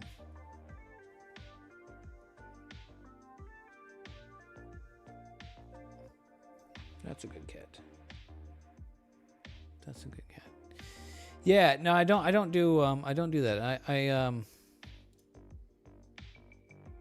Yeah, that'll be interesting to play with. Oh, and then I just noticed there's these presets here, maximum quality with no compromises. So yeah, that can make it really easy to just set the preset for what you want, how you want to stack your images. So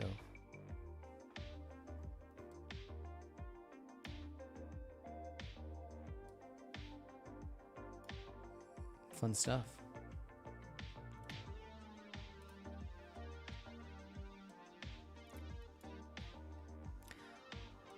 All right, well, I'm gonna enter the wrapping up the stream phase.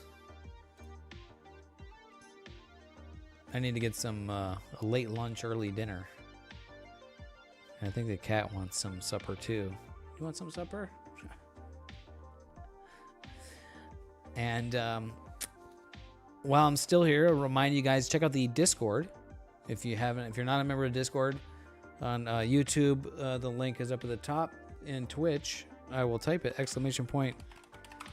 !Discord. The bot will post the Discord link. Check out the Discord. We talk astrophotography in there, 3D printing, building stuff. Obviously, we're 3D printing telescopes and building telescopes. And we've got a lot of guys, a growing community in there, which is pretty awesome, which is a lot of fun to be able to do this stuff and share it with like-minded people, bounce ideas off of each other, gain inspiration. It's been a lot of fun. The telescope design is on printables. Thank you, and thank you for being here, Nerbson.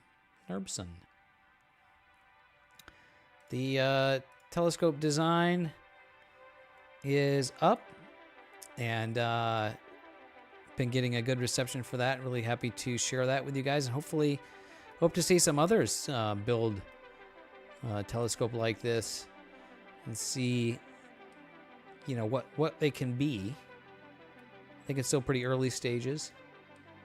And oh, you were asking me about the focuser.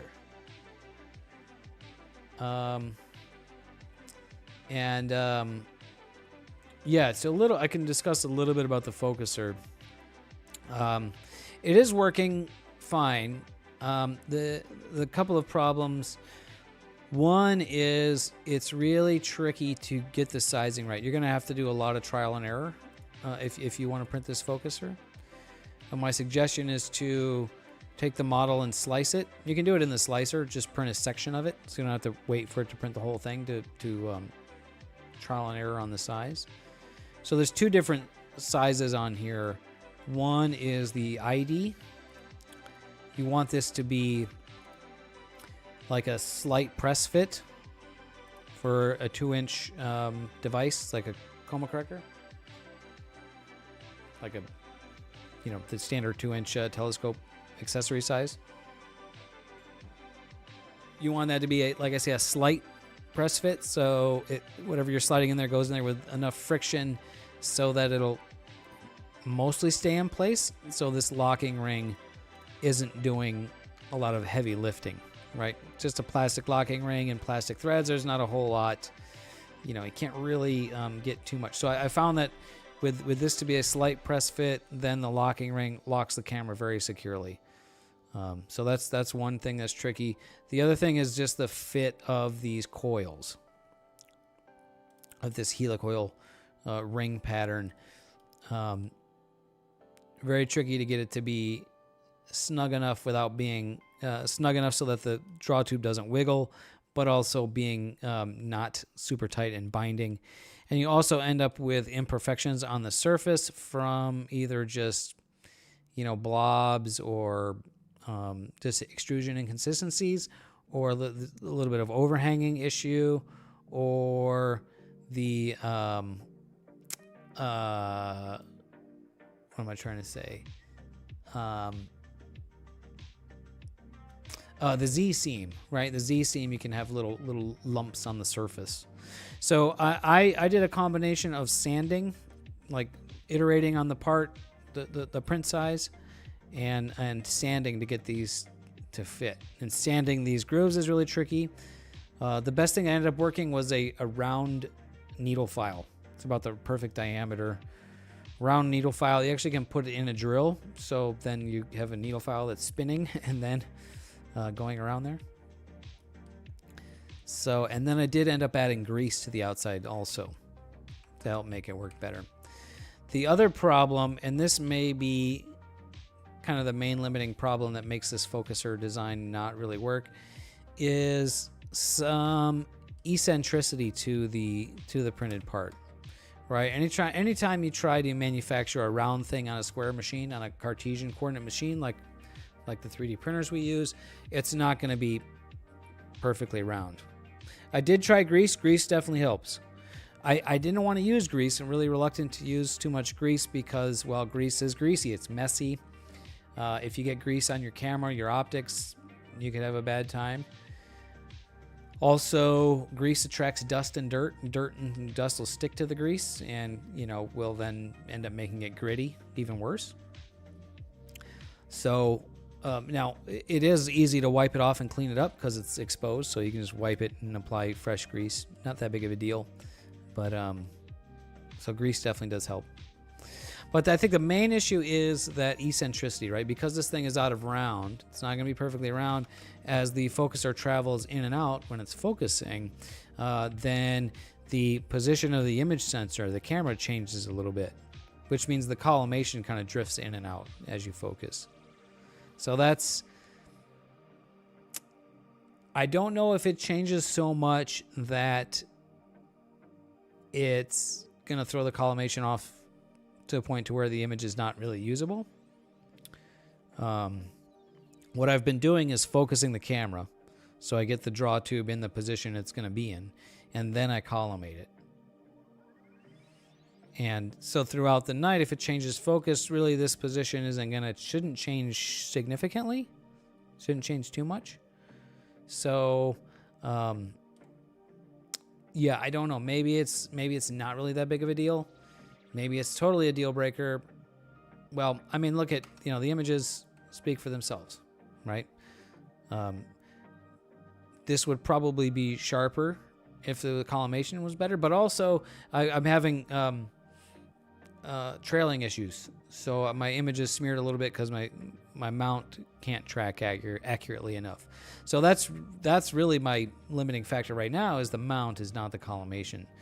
So I'm working on the mount, and hopefully next week I'll have a video up about that. I'm waiting for new stepper motors to show up in the mail. And those aren't going to be here till Monday. So hopefully Monday night or Tuesday we'll have clear skies. I can get the mount outside for some testing after reworking that. I printed new parts for the mount. So, and that's what you see in that's what you see shown here, actually, is the new configuration for the mount. No idea if it'll make things better. Hopefully it will. So, got a few different changes going on with that. So we'll see how that turns out. Like I said, hopefully Monday night or Tuesday, if I can get the mount back together and we have clear skies, I'll do a live stream and we'll work on the guiding and calibrate the guiding and stuff and see how the mount can work. Dry fluid instead of grease. Yeah, so like there's dry Teflon PTFE spray. That may be an option. So might look into that in the future. For now, I've got it back together and working in a way that seems to be going okay. It's definitely good to move on and work on other areas. So, but I think that the main drawback is that eccentricity issue with the draw tube. With the draw tube and the draw tube and the large nut, the yellow part here. Both of those are going to be slightly out of round, right? And so there's calibration you can do to your printer to improve that, but it's still going to always be some level of out of round. Unless you have a lathe. You can make that on a lathe. So just the nature of the beast. So yeah, so that's about it with the focuser. Let's see what else. Yeah, I do want to do some changes to it too. We talked about that earlier. So it'll work with a generic off-the-shelf autofocuser and not my focuser. Because mine is kind of special to me, and probably not very many people will have that. So, but that's down the line work to work on. So, all right, I think I need to bounce out. I'm definitely getting tired and getting hungry. So thank you guys for being here. Big thanks to Pippyland for being a channel member on YouTube, and Benji for joining the channel as a builder class. Awesome to have you guys here. And for the super chat from our friend Random Arrowhorn. Random Arrowhorn does live streaming also. And fun to watch him hang out with him and his chats and his streams, doing some image acquisition. Yeah, so check out the Discord, NerbSum, if you're interested in building the telescope. We'll have discussion on there if you need help troubleshooting. If you want, requests for changes to the parts, I will be hopefully incorporating some changes also in there. And yeah, maybe you'll have some thoughts that things that I need to update and change that will be better for everybody. So it's still kind of very much a version 1.0 release, and but I think it's a good platform, good place to start, and can improve with time. Yeah, cool. Yeah, I'm looking forward to working on it. USPS says the stepper motors that I ordered are due to arrive on Monday, so I'm probably stuck on that project until Monday afternoon. So we'll see how that goes. And yeah, I'm not sure when I will be streaming again next. Maybe this weekend. We'll see what happens. I don't know. But it's been very fun. It's been real. Glad to have you guys here. Mr. Cat, says thank you for being here. She just wants to lay down. She's at that age where cats just want to take naps. Can't blame them. Okay, I am bouncing out. Thank you guys once again, and we'll see you next time.